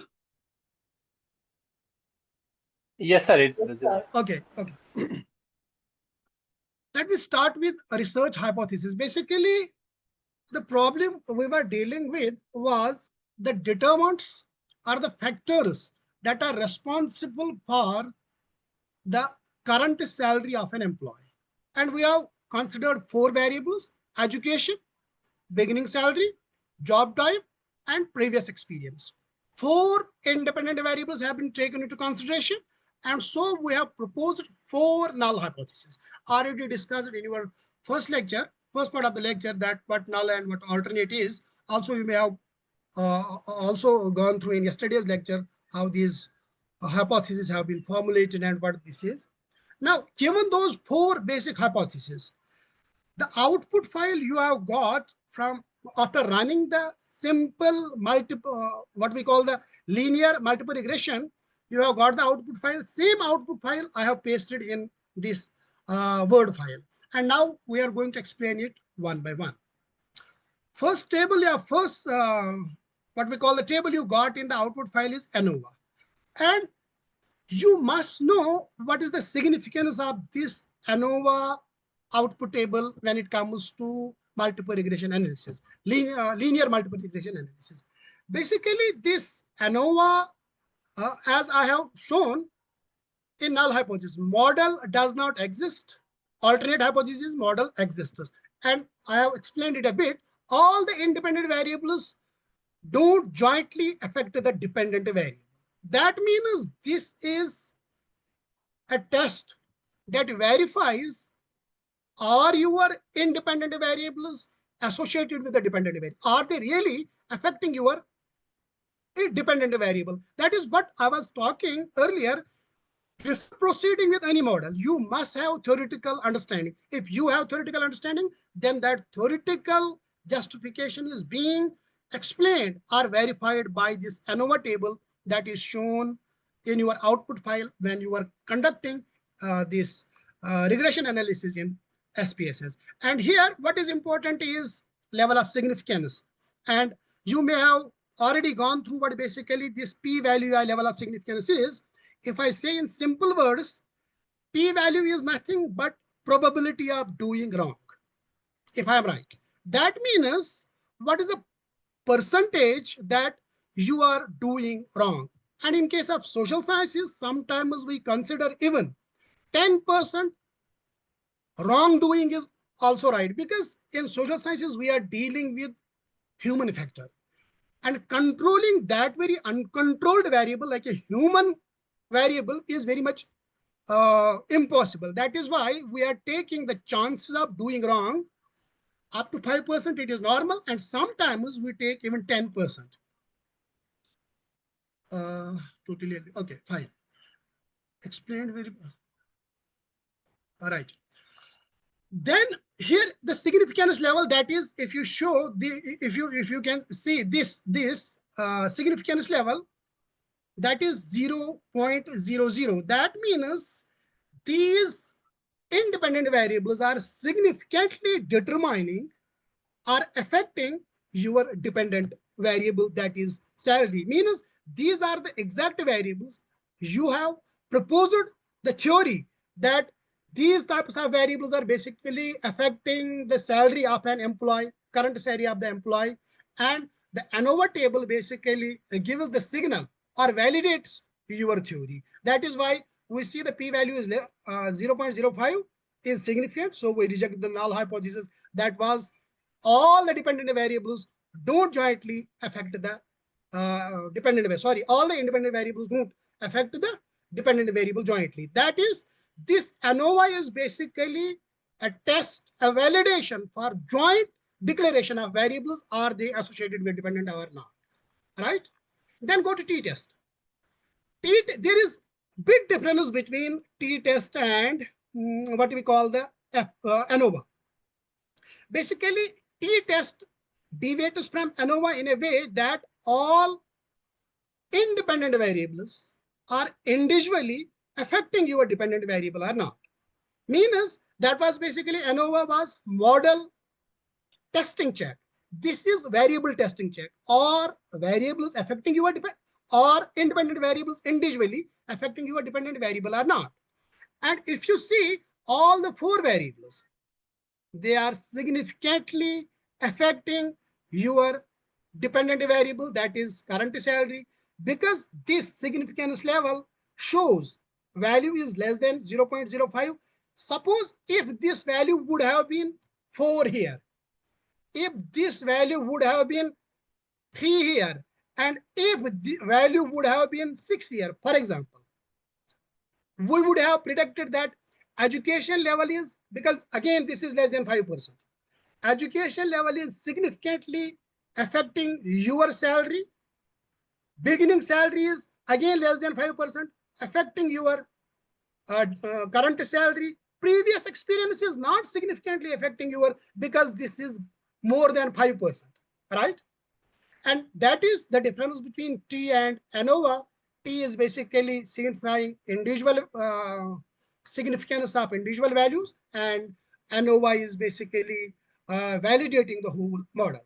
Now, here one more thing that is, I think one of the participant had asked one question, that what is this VIF, if I remember rightly. Basically, this VIF and tolerance is nothing. They are inversely related in the sense that if one is more, another must be less. One. And what they are basically checking, they are checking multicollinearity. And the full form of this, how they are checking, and what is multicollinearity? Multicollinearity means if you have independent variable education level, beginning salary, previous experience, months in the hire or in the job. These are your independent variables. Multicollinearity basically shows, are they 4 variables, 2, 1, what we call the independent variables, aren't they correlated with each other? If they are correlated with each other, then determining their individual impact may not be appropriate. If they are correlated, then their impact may be joint, or what we call may be inflated. They may increase the chances of standard error, or they may increase the chances of detecting this coefficient, जिसको आप beta coefficient का नाम देते हैं, ये भी अभी हम एक्सप्लेन करेंगे. So this VIF and tolerance level is nothing. Their tolerance, they are simply the tests through which we detect multicollinearity. And the threshold level for this tolerance is, this must not go below 0.2 and VIF must not go above 5. And if VIF is less than 5, you can conclude that this variable, independent variable, is not correlated with any other variable. Like if you see education level, VIF is 1.89, cross-check by tolerance, that is 0.0529. And this is, we can say 0.05. This may not go below what we call the 0.2. Here it is 1.89, that is less than 5, that detects this is not correlated. Again 1.7, not correlated. Again 1.2, not correlated. That simply means if it goes plus 5, you say correlation is present. And if correlation is multicollinearity is present, then they may deviate your results. Your results may not be appropriate.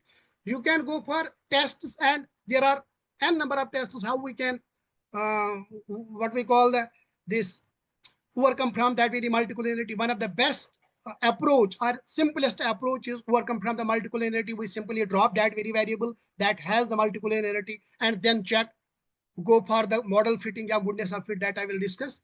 And simply here you have 2 things you have to keep in your mind. One is T, one is F. It is individual variability, it is model testing. Then go ahead, goodness of fit. Sir, one question. Yes. Right. Sir, go to the result set. This T test. T test. Right. There are the coefficient values there, sir. One coefficient is not significant. For example, previous experience is not significant. Shankar, let me move ahead. I am yet explaining T test, their individual impact. Simple, I know what is your point. Your point is with regard to this. Yes, sir. No.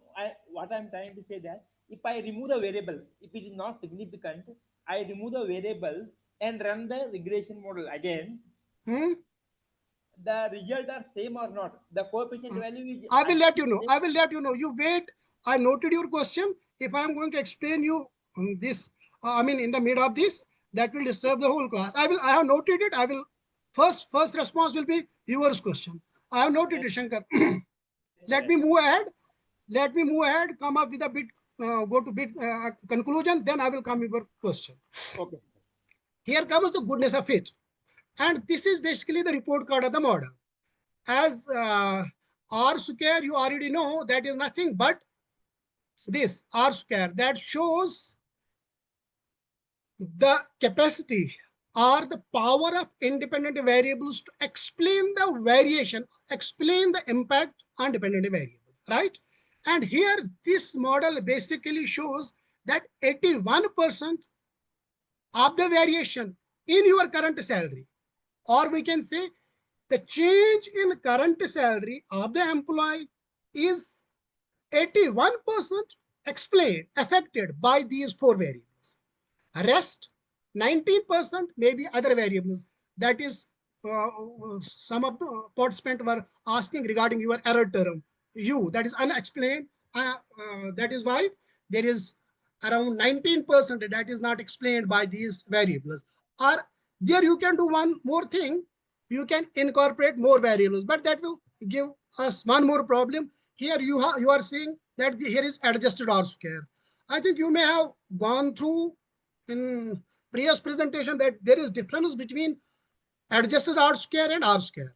Again, this adjusted R square is checkmate. Why I'm saying that this is checkmate?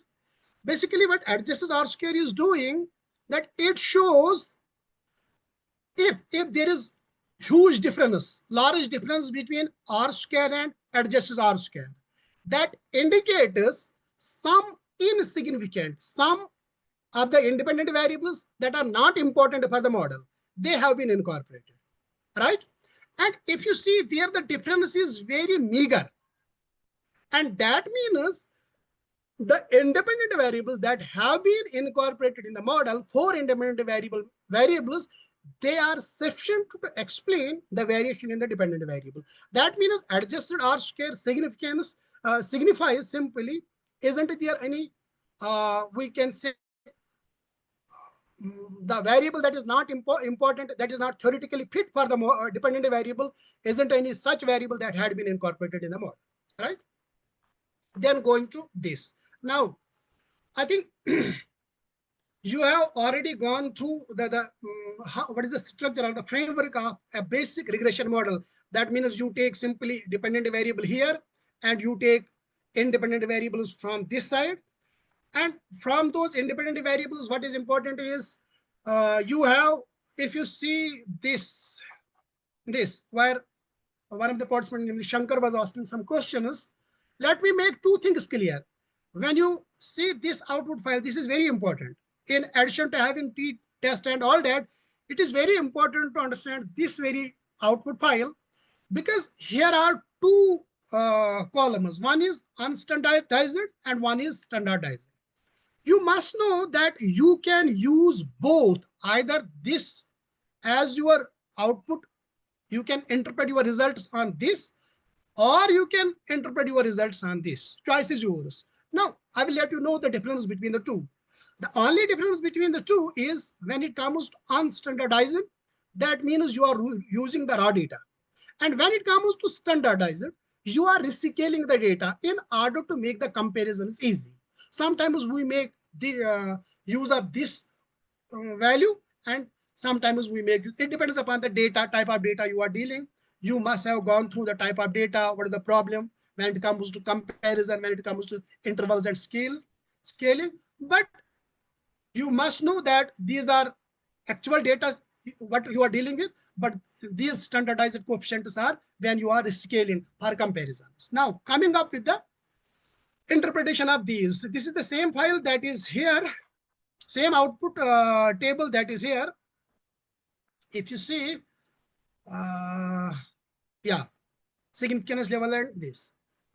Leaving aside constant, that is basically the intercept. Education level, here, if I increase the size of this, we can put the simple regression model like this way. Here, leaving aside this, because this is intercept, means when none of the factors is this, then your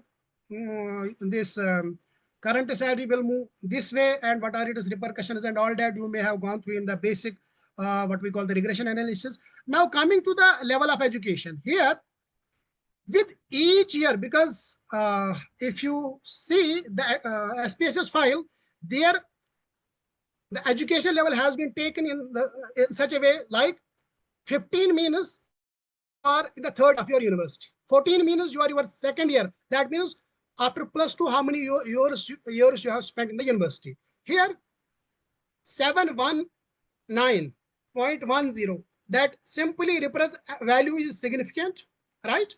And here, this 719, that simply means with each year increase in level of education, your current salary increases by 719.10 rupees or dollars or pounds in which currency you have.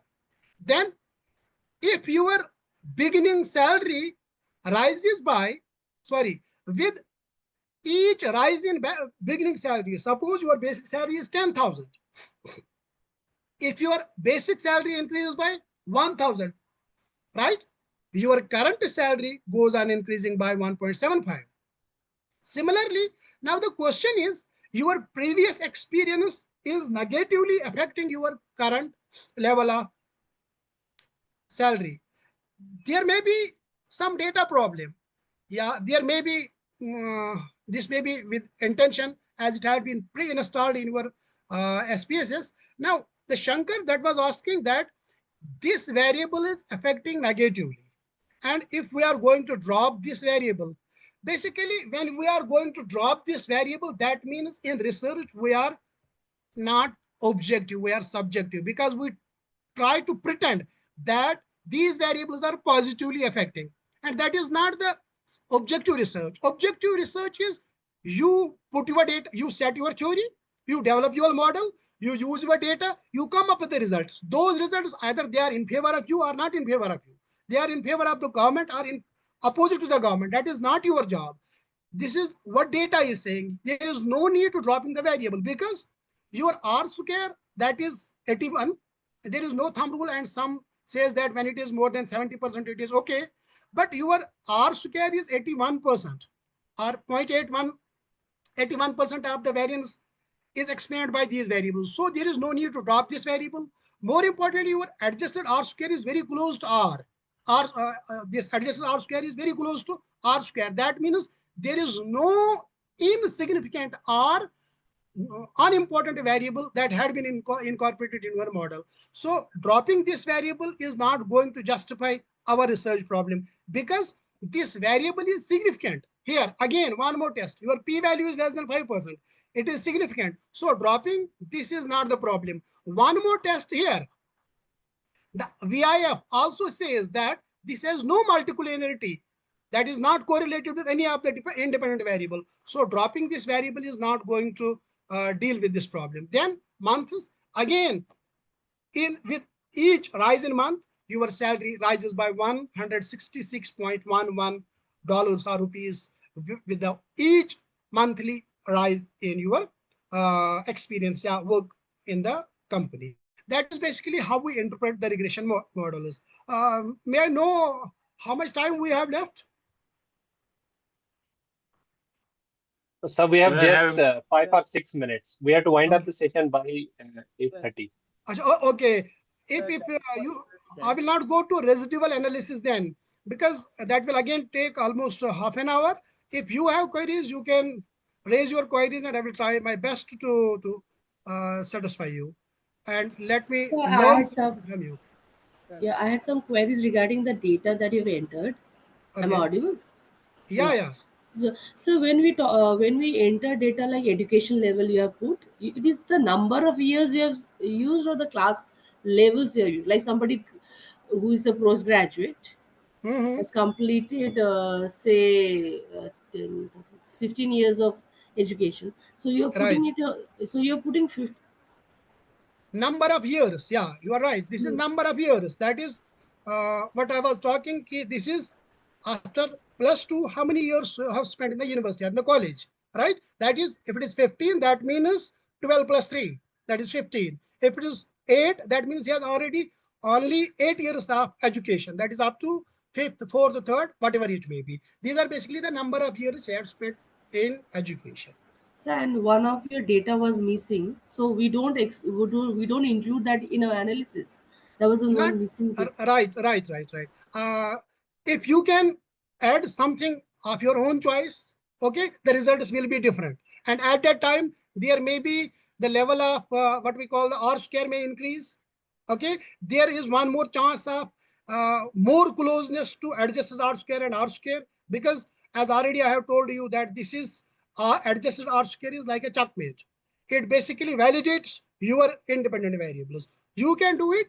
And I have made, when I was doing this exercise early in the morning, I have take note of this. But this is intentional in order to cross-verify how you can repeat this and how you can, how it can help to understand the results in a better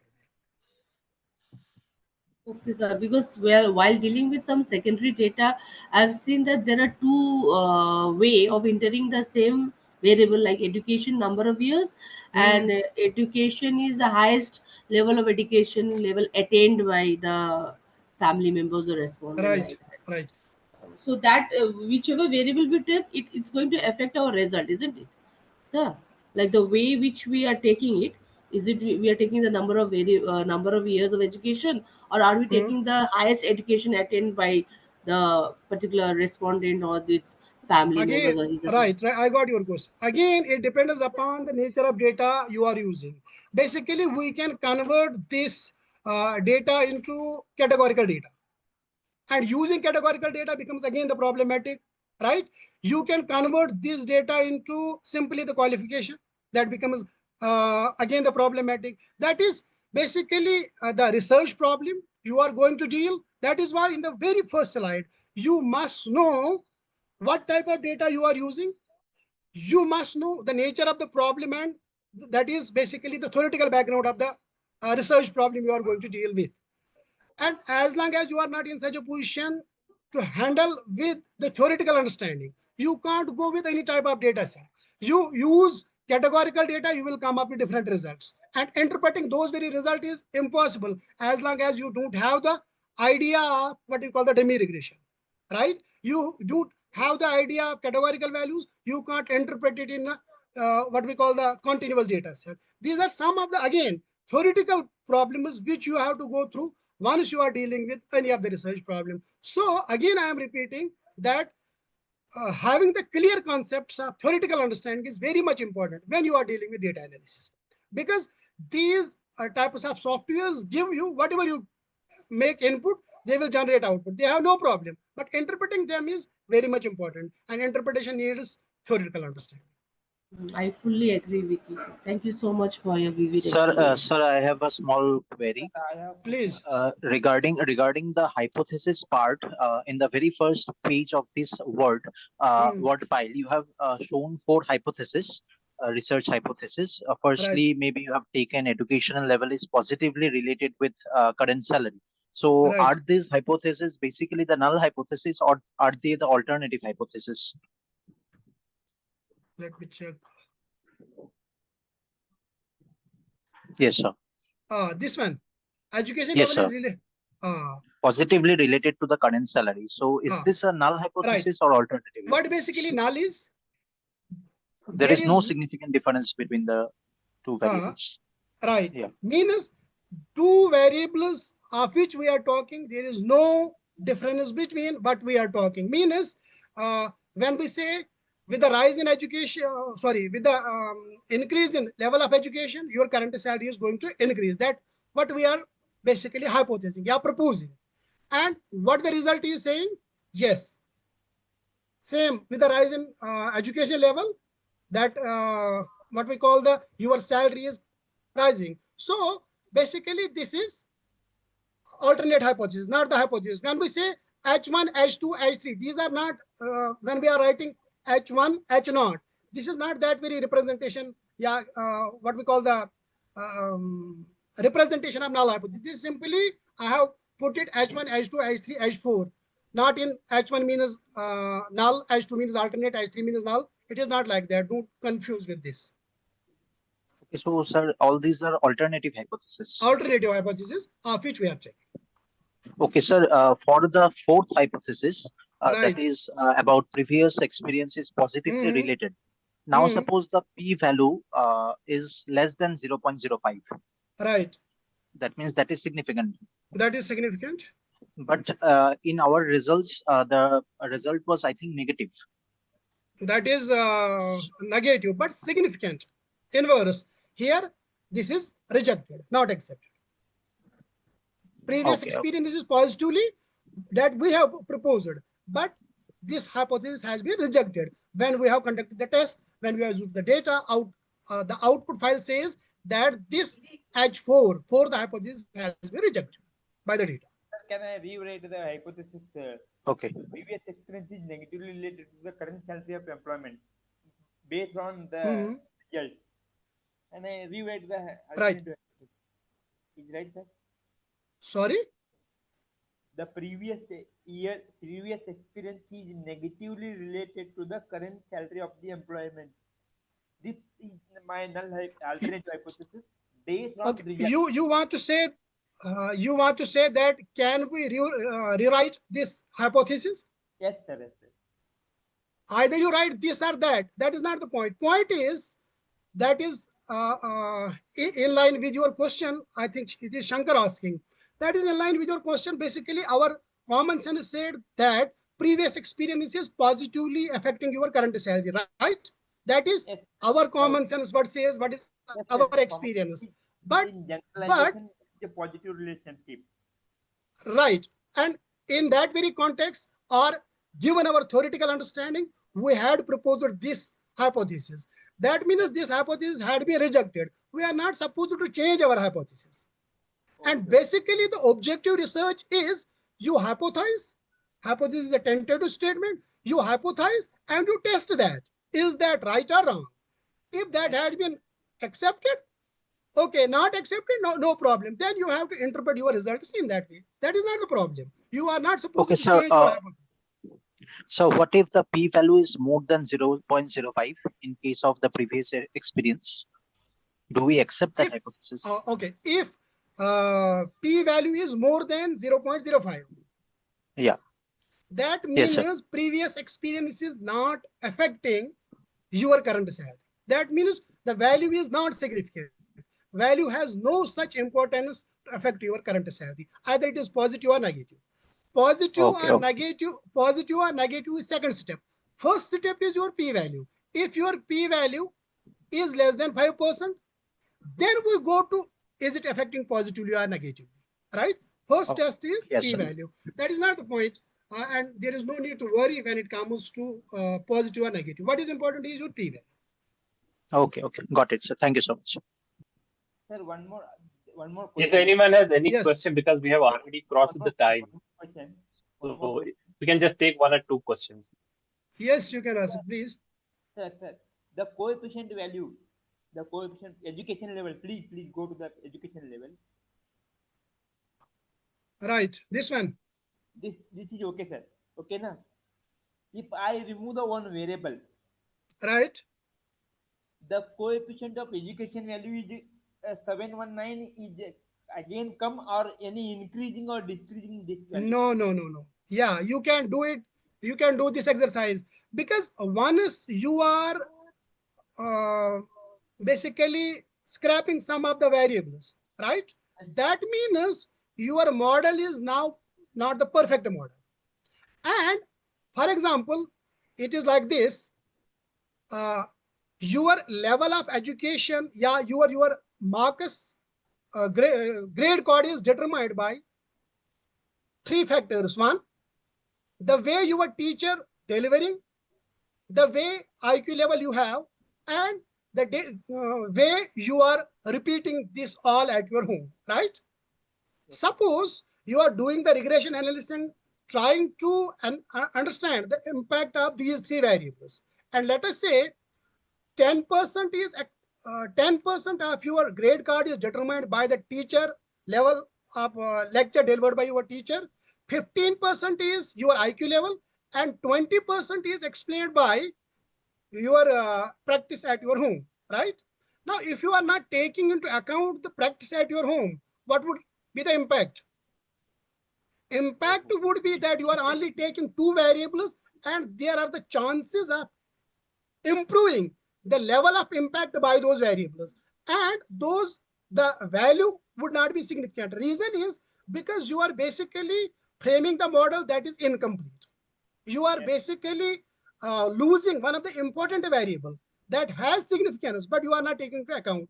That is why I'm again repeating, you first go for theoretical footing of the model, theoretical understanding of the concept, research problem, then come up with the variables that you are taking as independent variables. Yes, sir. Thank you, sir. Thank you. So we have to conclude the session now. It's already 8:36. To conclude, we'd like to extend our heartfelt thanks to both the resource persons and participants for their valuable contributions to today's sessions. Dr. Naveed, your insightful presentation, thought-provoking discussion, and active engagement have made this day two both meaningful and enriching. We deeply appreciate this time, effort, and academic spirit each one of you brought to this platform. We look forward to your continued participation in the upcoming sessions as well.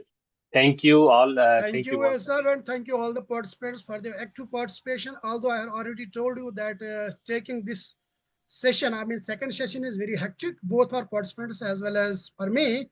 But hopefully I have done justice with the lecture, and participants may have gone through the overview of what we call the multiple regression analysis. And I hope if they feel any problem anytime, they can contact me, and I am available for everyone who is facing any problem with regard to basic research. Excuse me, sir. Can you please share this MS Word case study? Please, can you share here? Yeah, I will share